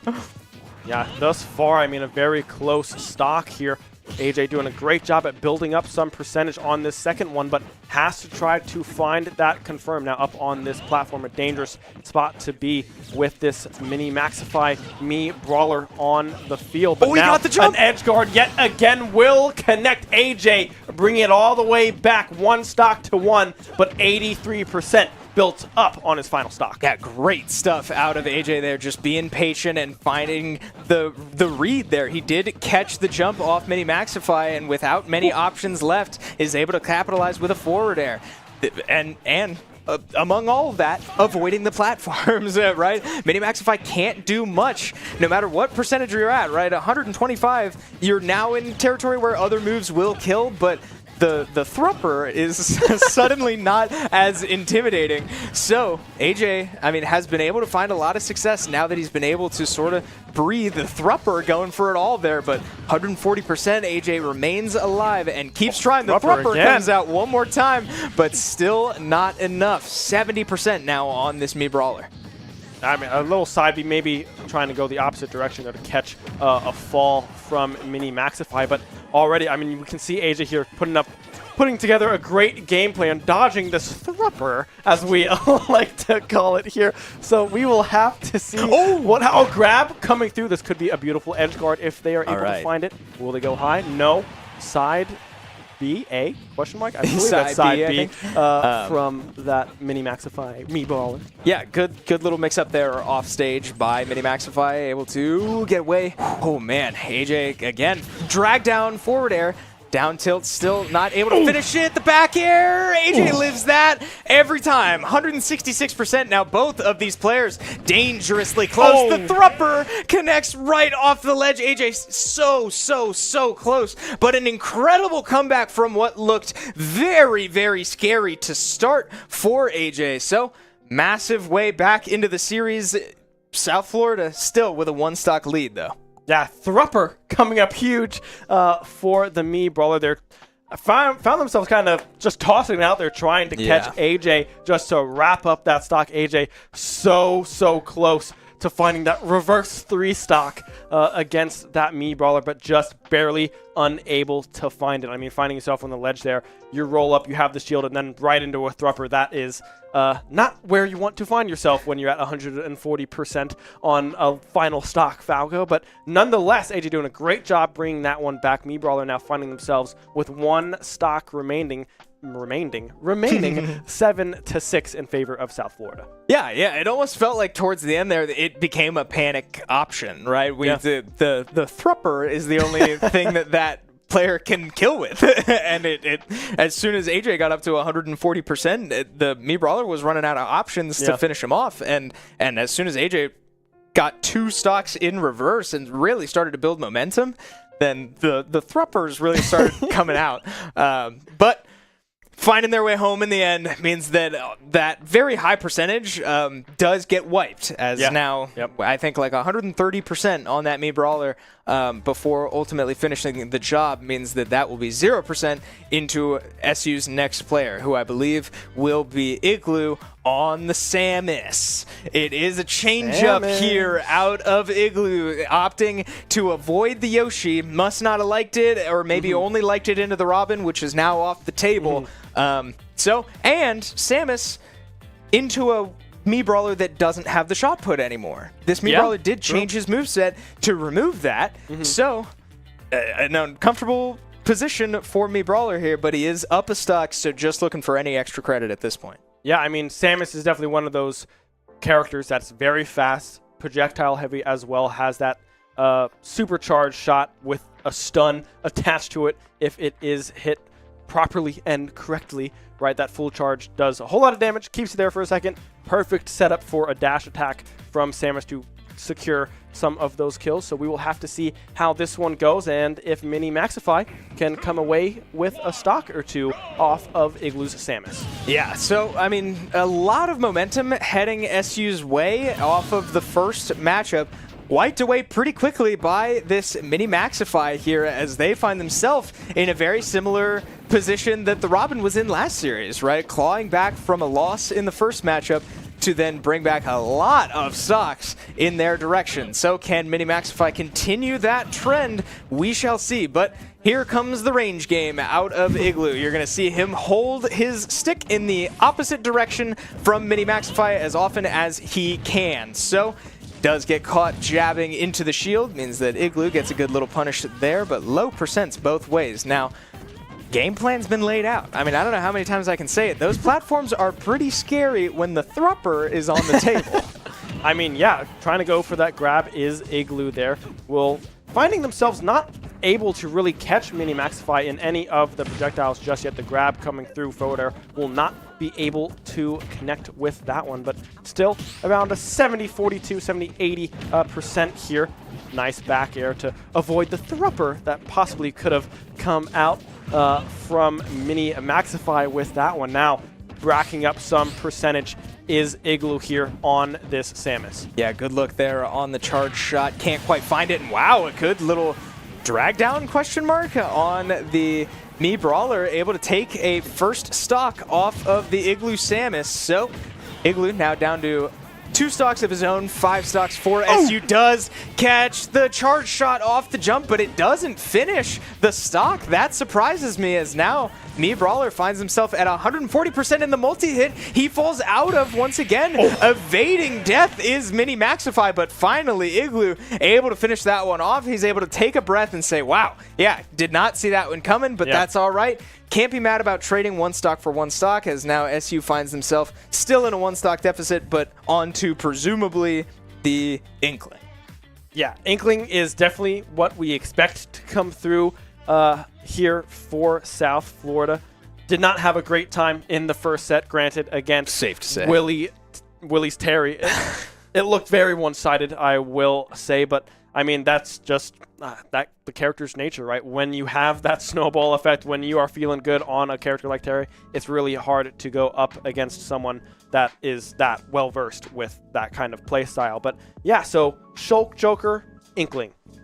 Definitely expect Shulk to be in that anchor position like they were in that previous set, bringing it down to that 1-to-1 stock count. So yeah, Inkling into Samus. I'm not really sure how that matchup really looks like. Chris, I don't know if you have any insight on that one. The one thing that really scares me, the thing that sticks out, is what did we hear about this Inkling beforehand, and what did we notice from that first time we saw this player is that they are in your face all the time. They're extremely aggressive. They love the roller. So will that be able to run Igloo down on the Samus, or will he be able to maintain space and just play the campy projectile game? It's hard to say. I'm not entirely sure, but I do know that after seeing the move, like how many times this Inkling player used the roller in particular, that's a very committal option. That's very binding decision. So, and I know that Igloo is a fundamentally sound enough player to recognize that and punish you every single time. Yeah. So I think it's going to come down to, can Igloo maintain space and find those punishments, because those are going to be the little moments that add up to a victory for either side. Yeah, we'll have to see what this one looks like. I'm looking at the character card here. It is the sub coming in. Inkling is not the play. It's instead going to be the Piranha Plant coming through for South Florida on this one. So yeah, maybe Inkling is not feeling the matchup into this Samus and thinks that the plant might have a better go at this one. Yeah, okay. You know what? While I'm talking, I'm going to do a little bit of research here, and I promise I'm not ignoring you all by looking down at my laptop. But I'm pretty sure what I'm looking for is I'm referencing back to Luminosity releases these character power rankings for Smash Bros. They get voted on by the top 100 players-ish, I think, in the Smash community on who they all think are the best characters in the game.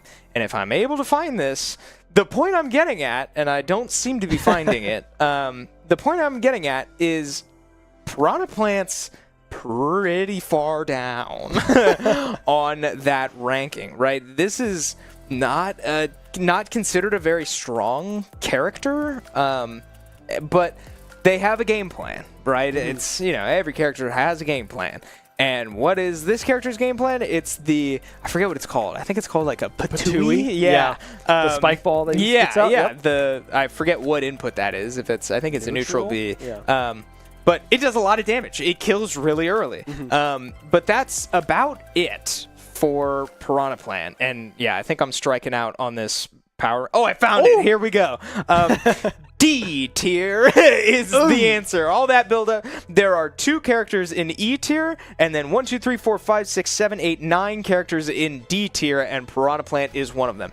So why do I bring that up? Because the characters in D tier and E tier are down there because fundamentally good players are able to capitalize every time. So we shall see. This is a new player here for South Florida, as the Inkling that we were expecting may be appearing later, or circumstances made it so that they could not play, but who's to say? Wiccan is in on the Piranha Plant, and the matchup preference states exactly what I would have expected, that Igloo is feeling pretty good about this one.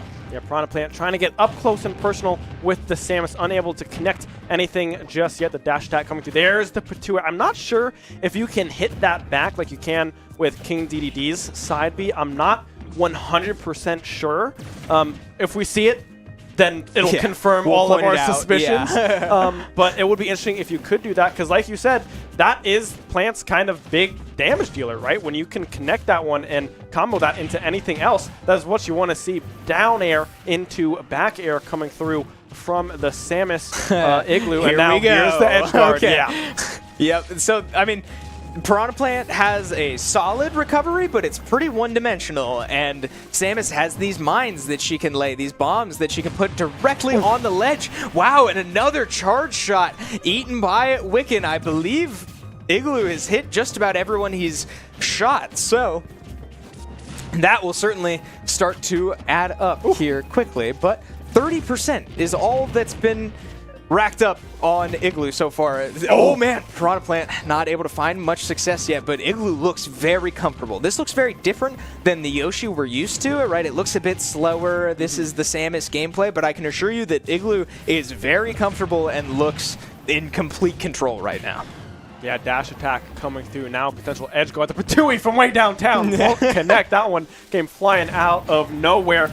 The edge guard done to perfection from Igloo here. Now we see Piranha Plant down to their final stock in the final 4 here for South Florida to potentially stay alive in this series. Yeah, the Patooey lands. So finally we see some percentage start to build up onto Igloo as he reestablishes his own game plan, and it really does just feel like Igloo's kind of got the timings in this matchup down, specifically with this player. He's got the read on when they will drop their shield, right? It's not guarantees. It's moments like that. That one did go Wiccan's way, able to survive so far, but yeah, I mean, it just feels like Igloo's kind of got a read down here as they do look for the charge shot. Won't quite land yet, but 116%. I would be shocked if you survive a fully charged neutral B from Samus at that percentage, but we'll make it up to 138. Now, we reestablish the mines, the edge guard game comes back, the down tilt off the regrab. You don't get invincibility frames in that situation, so invincibility frames that time around, but again, the timing is in Igloo's mind. He's got it all figured out, and the neutral B comes out right when it needs to, leaving South Florida on their last remaining player. Yeah, and I mean, it has to be the Shulk, right? There's no way we see the Inkling come through with the way that Shulk was able to perform, and knowing that Willie is still sitting back. It has to be now or never. You put the anchor in Shulk / Joker, whatever they prefer, into this Samus, into the potential Kazuya and Willie Terry to come later if they do get through these 2 stocks from Igloo. So yeah, we'll just have to see if they can hang on and force a set number 3, or if SU is going to come out with a clean 2-0. Yeah, this is it for the University of South Florida, right? They are down 1-0 in the set and now down 2 stocks in set number 2. So I mean, yeah, this is a massive decision if the Inkling is still on the table, and if Shulk is an option, I think you nailed it, right? Yeah, there's no way you put Inkling in as your last option after watching what just happened and knowing that Willie is still out there for SU, so I think the decision has to be Shulk. Right, his presence is worth avoiding. So, yeah, big moment here for this Shulk. Now, we saw Shulk and Willie go toe-to-toe. They took 2 stocks off each other. That was a last stock situation. Willie took some percentage on that last stock, but the last stock did go favorably his way. Yeah. But the point I'm getting at is those are evenly matched players. Those are 2 very talented players, and if we're talking about a player's ability to go on a run and go take 5 stocks with the pressure of the world on them, if Willie can do it, I have no reason to believe the Shulk player can't do it too. Yeah, I mean, the Shulk player looked very, very strong. That is what we are going to see come out from South Florida. It will be the Shulk coming through. We also got word, real quick before this gets underway, Rocket League Academy going, Varsity, not Academy, going 3-1 here in their competition, coming up with a win. Good job to them. Driving their cars ultra fast and very, very well, hitting that ball into the net. Yeah. Yeah, good stuff out of the Rocket League boys. Congratulations to them, and we'll be sure to say that to them outside as we all go get chicken wings after this. But Igloo, now with an opportunity to make Willie's job as easy as possible. This is a team game. Igloo is not on an island out there by himself, as much as Vedin is in this moment. So percentage, man, starting to build up as Igloo does establish the projectile game once again. Maintaining space, running away when he needs to, and finding those charge shots. That's going to be this whole matchup as Igloo waits as long as he needs until he gets whatever opening he wants. Goes for the up B. He'll get punished for that one. Nice little forward smash there out of Vedin. Probably could have got a little bit more, but maybe not. So no Monato's out just yet, and I'm not sure how you really play the Monato game into a Samus. We saw the Monato value against Terry with a lot of the shield Monatos. Wow, a nice little back air there out of Igloo. Not able to finish just yet. The speed Monato trying to overwhelm Igloo, but not enough just yet. So here comes that recovery. As much as, a good up tilt catching Shulk all the way with the heel off the jump. As much as we talked trash about Piranha Plant as a character, Shulk is leaps and bounds better than Piranha Plant, just in terms of kit. But the recoveries are pretty similar. They're pretty one-dimensional. So Igloo can absolutely establish the same ledge trump situations with the mines and the neutral bees that they were using against the Piranha Plant, right? And it should work most of the time. Yeah, I mean, Igloo doing a great job at racking up even more percentage now on this second stock, going for that down into forward air combo, but won't be able to find that connection yet. 143 built up, and now 0% onto this final stock. Now we'll have to see if Igloo can clean this one up and leave Willie with a 3-on-1 situation here for SU, if they can get this final stock built up to 98% here on Vedin. I believe that was 3 taunts that came out of Vedin after taking that first stock off Igloo. A bold decision, down 4-2, but we'll see if it pays off, if that's the momentum they need to start a heck of a comeback. But Igloo not done just yet as he looks to get even more extra credit. He is down to his last stock, like we said. The Buster coming out, and what does that mean? It means you take extra damage. Vedin down to their last stock, 4 stocks still ahead of them, as Igloo now, once again, gets to play the range game and sort of sit this out. Try to just build up as much percentage as possible. Smash is the Monato choice, so extra knockback, and the forward air, does finish Igloo off. So 1 stock remaining, and that's a scary man. Look how tall he is. That's very ominous as we all know what's coming. I think that's going to be a fighting game character. Whether it's the Kazuya or the Terry, actually, I think is yet to be determined. Right. Because I kind of think I was onto something earlier in that Willie, I think, likes to press advantages with Kazuya and likes to come back with Terry. Mm-hmm. So now we find ourselves in this player head-to-head, but under different circumstances. I'm not sure who Willie will pick. I'm cheating. I'm looking ahead right now, and he did just lock in the Kazuya. So Well, there you go. I think I'm onto it. I think I got him figured out. No, I think it's the right move. It'll be interesting to see what stage we get brought to. God forbid we ever find ourselves back on Final Destination again, and we have to recreate that moment. We shall see. But so while we're let's start that one over. While we're between games, I'll take a moment again. So we mentioned that Rocket League was able to take a 3-1 win over their opponent outside. We also have Way Awesome Kevin with a reschedule from his CFGC matches coming out on top 4-1. So congrats to him. Good stuff. He's the other Doing Smash it. guy, right? Yeah. But he's out there doing his thing, so good stuff to him. I believe he just signaled and mouthed the phrase "one more" to me, so I think he's got one more matchup tonight. So we'll let you know how that goes. I'm getting nods of approval from my production. Look at this lively show we have. Yeah, so good stuff from Way Awesome Kevin, good stuff from the Rocket League team, as now SU Varsity finds himself on the brink of another NACE victory with 1 stock. Can Willie take care of business, or will this Shulk go on a heck of a run, the likes of which we've only seen about an hour ago? Yeah, man, I mean, Willie Kazuya is just one of those beasts, you know? Like, it is very hard to escape Willie because, I mean, he's just so aggressive with his character, very confident, knows pretty much everything you can do with his character, specifically comboing into electric. That is one of his favorite things to do, getting that stun and then really just going on a tear in the air and ground and grabs and everything that Kazuya can do. Willie does it almost to perfection each and every time. It is a 3-1 count here, so we will have to see if this Shulk can go on a run or if Willie's Kazuya is just going to close this series out. Okay, why is Final Destination so good for Kazuya? It's because there's no platforms. Well, what does Callus have in common? There's no platforms in the middle. So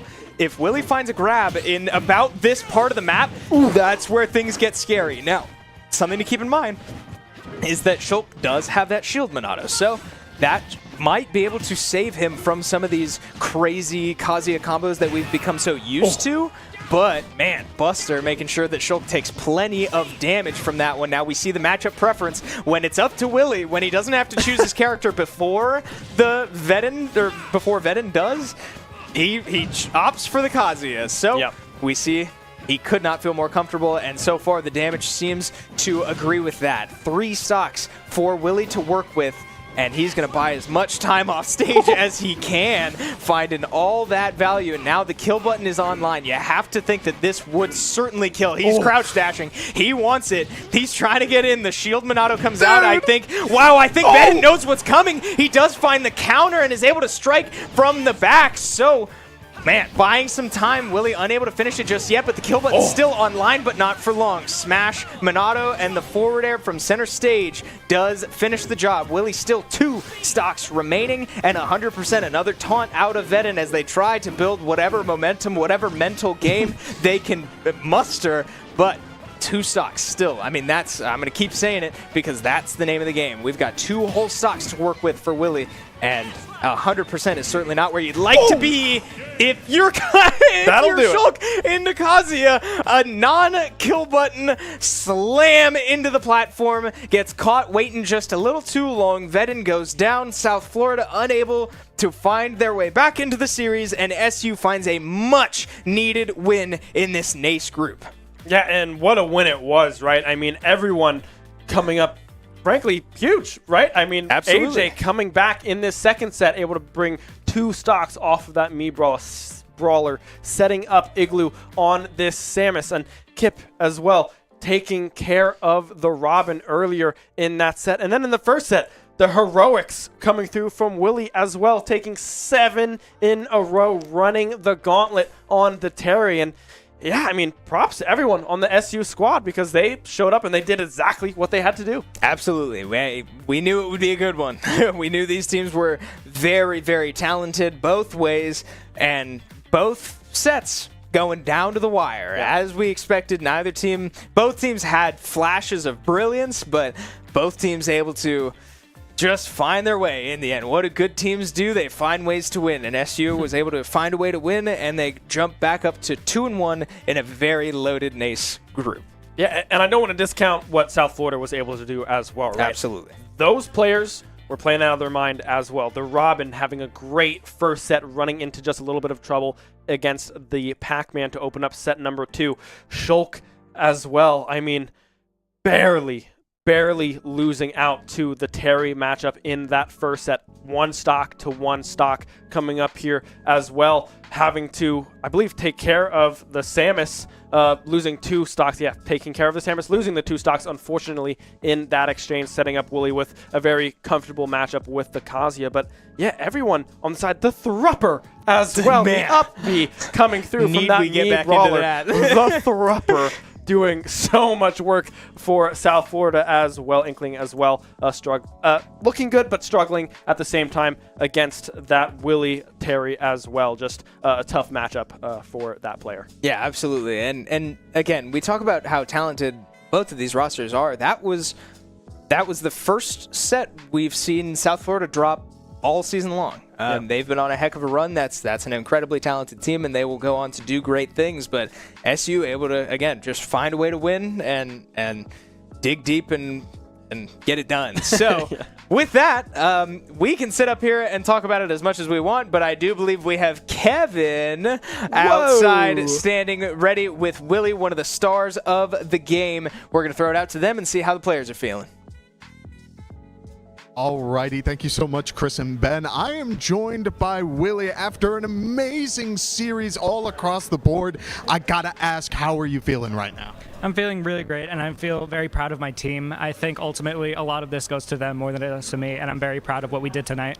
Absolutely. Let's talk a little bit about that first game starting things off, because we got to see a little bit of a mix-up from what we were sort of expecting, where things were up against the wall and you had to lock in. What's running through your head for that first series to try and bring that series back?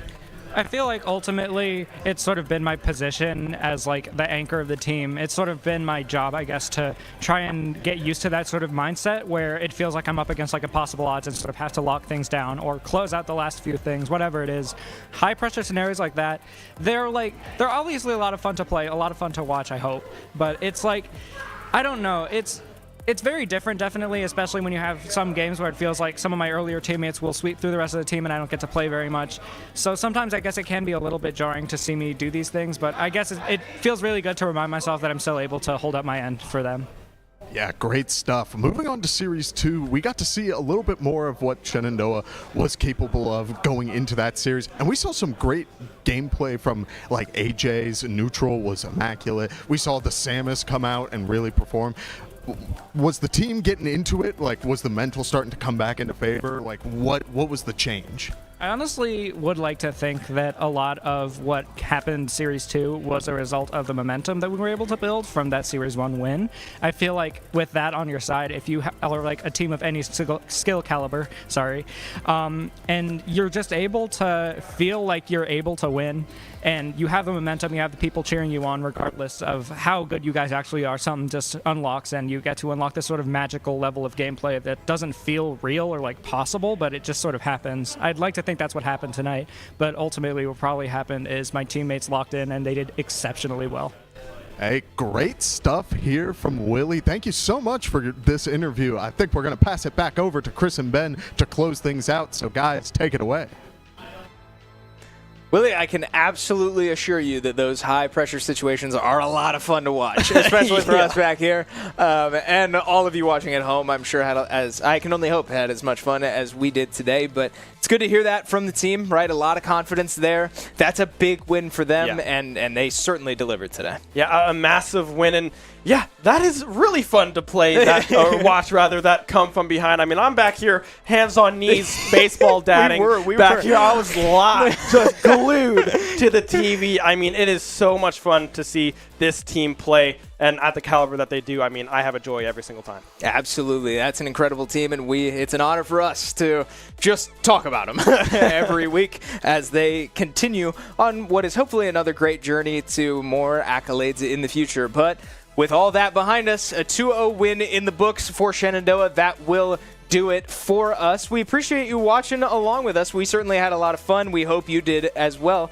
If you did, be sure to drop us a follow on whatever platform you're watching on right now so you don't miss out on any of our esports action all throughout the week. We will be live once again tomorrow with our Academy Overwatch 2 team taking on Thomas More. So you'll want to be there for that. And so that'll do it for us. For me, Chris Clayton, Ben Kincaid, thank you so much for watching. Be a friend, tell a friend something nice. It might just change their life, and we will see you next time. Shenandoah University is a big little university rising. With 22 Division III sports teams, over 200 areas of study, Over 300 annual performances, an elite academic esports program, Nationally ranked health professions programs, one of the biggest university presences on Broadway, immersive AR and VR learning programs, cybersecurity and computer science programs, and innovative undergrad and graduate programs. all at a place that cares for you. Shenandoah University is the big little university rising. Find out more at su.edu/rising. We have the Esports Arena right here on campus in Winchester, Virginia, and this facility acts as the hub for all esports activity at Shenandoah University. Students are able to use this space not just for competition and practices, but also as a living learning community and a sandbox for them to come and explore and practice and try out things related to and through esports in the gaming industry so that they're getting that hands-on learning and the skills necessary to help them find a career by the time they graduate. We also have the professional level broadcast production booth where we do all of our broadcasting and production, from casting of our games that we play right here on campus to working with outside entities to record footage for them as well. In addition to the space that we have here in the Esports Arena is the Esports War Room. Our students get to use that space for studying, but also outside projects. So our students get to use this space for professional development and the academic side of our esports program, which is such a critical component to go with that competitive element that we have. So we combine all of our facilities at Shenandoah University with competition, community, and career preparation. We have over 250 days of programming, and there's something for everybody, and we want you to be part of it.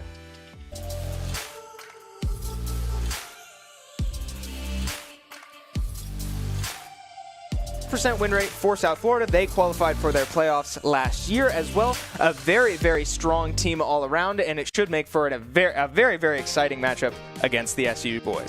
Yeah, I mean, South Florida is rolling, like you said. I mean, 3-0, 6-0, the game record as well, looking super, super strong in this group thus far. Very excited to see kind of where this matches up. Jump back in the seat and be like, all right, we got a game, and it's a tough game, too. It's a tough matchup. So hopefully mentally the squad is looking good. Yeah, this is some strange adversity, right? It's good to see teams go through some amount of adversity and sort of come out together and a better unit because of it. It's not going to get much better. But, I mean, you said it. He's playing pretty well so far, as Mini-Maxify does have the belt in hand, is forced to lose it. But 160%, and Appify can't quite find the thrupper off the top.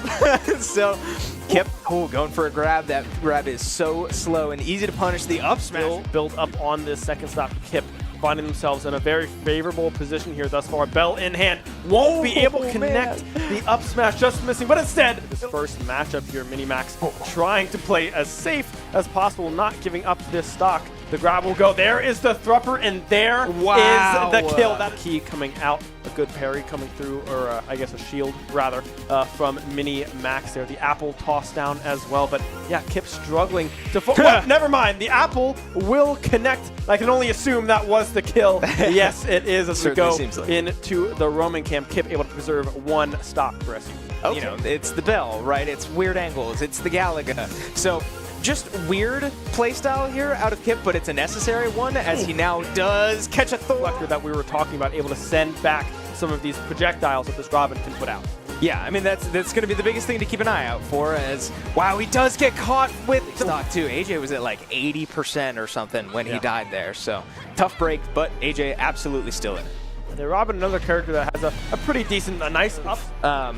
What's the word I'm looking for? Resources, I guess? Resource bars there on right above Robin's health bar. They can only use spells so much. And wow, they come out, but just was not able to connect with the actual projectile. AJ had the read on what the guard was going to be, but just unable to find it. And now the fire, rather, the edge guard won't be too terrible, hopefully, for the side of Igloo. But, I mean, you never know. Lucida, one of these, their third here, just as I say, that just barely stays alive with that one.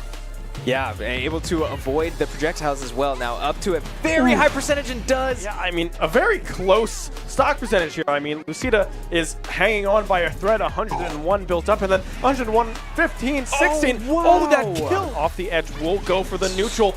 The up. B. Excuse me, there it is. I was confused of where people went. You know, I was like, oh, I think Yoshi's down there, but no. Those stocks weigh so much more than usual. Yeah, the go button is selected and up and ready to go, and that will be the kill. I got looking all right so far. So similar to the last one, again, we see that roller come out already. Keep an eye on that because it does. Oh, wow! A heck of a call on this edge guard. Not a whole lot. Willie expertly getting back to the stage. Yep, and Go Meter is online. So keep an eye out for the Power Geyser because this Inkling becomes way weaker. They need to charge up, and you see them going for a little bit. The Rising Tackle will connect. It might be enough. We may be lagging. The player might have disconnected, but Willie certainly thinks he's got it, and I think we all have reason to believe that he does. That first stock, but just, I mean, probably a difference of single-digit frames, saving Willie's life there as he does find his way back onto stage. And the watch many shulks, but that's cool to know that you can change Minatos like that to sort of protect yourself, prevent how much knockback you take and how much damage you take. But we do see the stay alive jump. Minato now selected Willie getting grabbed. They're both now dangerously in, well, the danger zone. But yeah, the go button is up. A little awkward there, and Willie had to go for the ledge, but Shulk was all over that one. So 124% on the Shulk. Wow! Not thinking of coming into this series, but another jab power dunk, and the shield Minato was on cooldown, so Shulk eats all of that one, and he gets caught on the roll. The Rising Tackle might finish, and it does! Willie finishes the job. 7 stocks straight, and SU steals set number 1 time here tonight. So adjustments certainly need to come out for both sides, but what a run we just saw Willie go on to snatch a win from the jaws of defeat. SU finishes set 1 with a win, up 1-0 in the series, and I got a little excited there because we did get a kill spark and Kip went for it all, but Robin with an incredible recovery means that she won't die just yet. For the whole SU squad in set number 1 here, kind of on their heels already at 100% on their second stock as Kip has not lost one yet, and he will. Side smash there. That would have been unreal if they connect that one, but unable to do so. The projectiles, the edge guard coming through from Lucida, unable to connect, able to snowball that into a second stock. Yeah, ready for the apple that time around. We saw that Kip last set was able to get all of his kills from that very apple, and sure enough, Robin was ready for it the first time, but the team letting them know you can throw that downwards on this pack-in. Yeah, so I've received word from our production again that the only difference in this moveset, as Kip does get caught on the terrifying. I mean, that's 2, or at least 1 stock in this one earlier in this series thus far. The Thorper again coming through. You know what everyone is looking for. You know exactly what that player wants to do to you. You just can't fall for it. And sure enough, Mini Maxify does find their first. As they do not grab the ledge, but AJ unable to find any killing blows just yet. As now the Thorper yet again coming through to secure on to this Mii Brawler. Somehow able to stay alive. AJ trying to find these edge guards. will be able to find a kill spark, and now up on this platform, a dangerous spot to be with this mini Maxify me brawler on the field. But he now got the jump! An edge guard yet again will Drag down forward air. Down tilt, still not able to finish it. The back air. AJ lives that every time. 166% now. Both of these players dangerously close. The Thrupper connects right off the ledge. AJ with that one now, racking up some percentage is Igloo here on this Samus. Yeah, good look there on the charge shot. Can't quite find it. And wow, a good little jump, but it doesn't finish the stock. That surprises me, as now Me Brawler finds himself at 140% in the multi-hit. He falls out of, once again, Evade has a solid recovery, but it's pretty one-dimensional. And Samus has these mines that she can lay, these bombs that she can put directly on the ledge. Wow, and another control right now. Yeah, dash attack coming through now. Potential edge guard. The Patui from way downtown won't connect. That one came flying out of nowhere. The edge guard. Push the mines. The edge guard game comes back. The down tilt off the regrab. You don't get invincibility frames in that situation. So invincibility frames that time around. Just yet, the speed Monado trying to overwhelm Igloo, but not enough just yet. So here comes that recovery. As much as, oh wow! Stock going for that down into forward air combo, but won't be able to find that connection yet. 143 built up and now 0. Comeback, but Igloo not done just yet as he looks to get even more extra credit. He is down to his last stock, like we said. The Buster coming out, and what does that mean? It means you take them, as Igloo now, once again, gets to play the range game and sort of sit this out. Try to just build up as much percentage as possible. Smash is the Monado choice, so extra knockback, and the forward air, wow, does finish Igloo off. So one stock remaining, and that's a scare. Wow, I think Vedden knows what's coming. He does find the counter and is able to strike from the back. So, man, buying some time. Willie unable to finish it just yet, but the kill button's still on. I mean, that's, I'm going to keep saying it because that's the name of the game. We've got 2 whole stocks to work with for Willie, and 100% is certainly not where you'd like to be if you're Shulk into Kazuya. A non-kill button slam into the platform, gets caught waiting just a little too long. Vedden goes down. South Florida unable to find their way back into the series, and SU finds a much-needed win in this NACE group. We talk about how talented both of these rosters are. That was the first set we've seen South Florida drop all season long. They've been on a heck of a run. That's an incredibly talented team, and they will go on to do great things. But SU able to, again, just find a way to win and dig deep and get it done. Where things were up against the wall and you had to lock in. What's running through your head for that first series to try and bring that series back? I feel like ultimately it's sort of been my position as like the anchor of the team. It's sort of been my job, I guess, to try and get used to that sort of mindset where it feels like I'm up against like a possible odds and sort of have to lock things down or close out the last few things, whatever it is. High pressure scenarios like that, they're obviously a lot of fun to play, a lot of fun to watch, I hope. But it's like, I don't know, it's very different, definitely, especially when you have some games where it feels like some of my earlier teammates will sweep through the rest of the team and I don't get to play very much. So sometimes I guess it can be a little bit jarring to see me do these things, but I guess it feels really good to remind myself that I'm still able to hold up my end for them. Yeah, great stuff. People cheering you on regardless of how good you guys actually are. Some just unlocks and you get to unlock this sort of magical level of gameplay that doesn't feel real or like possible, but it just sort of happens. I'd like to think that's what happened tonight, but ultimately what probably happened is my teammates locked in and they did exceptionally well. Hey, great stuff here from Willie. Thank you so much for today. Yeah, a massive win, and yeah, that is really fun to play that or watch rather that come from behind. I mean, I'm back here, hands on knees, baseball dadding. we back were. here. I was live, just glued to the TV. I mean, it is so much fun to see this team play, and at the caliber that they do. I mean, I Don't like to leave things unresolved. Maybe it's madness. I'm begging you, please pick up the call. You're causing me damage. I should've known wasn't your fault. Don't even matter. I wasn't thinking clear, trying to take it there. Scared to lose it all. I won't stand a chance. I don't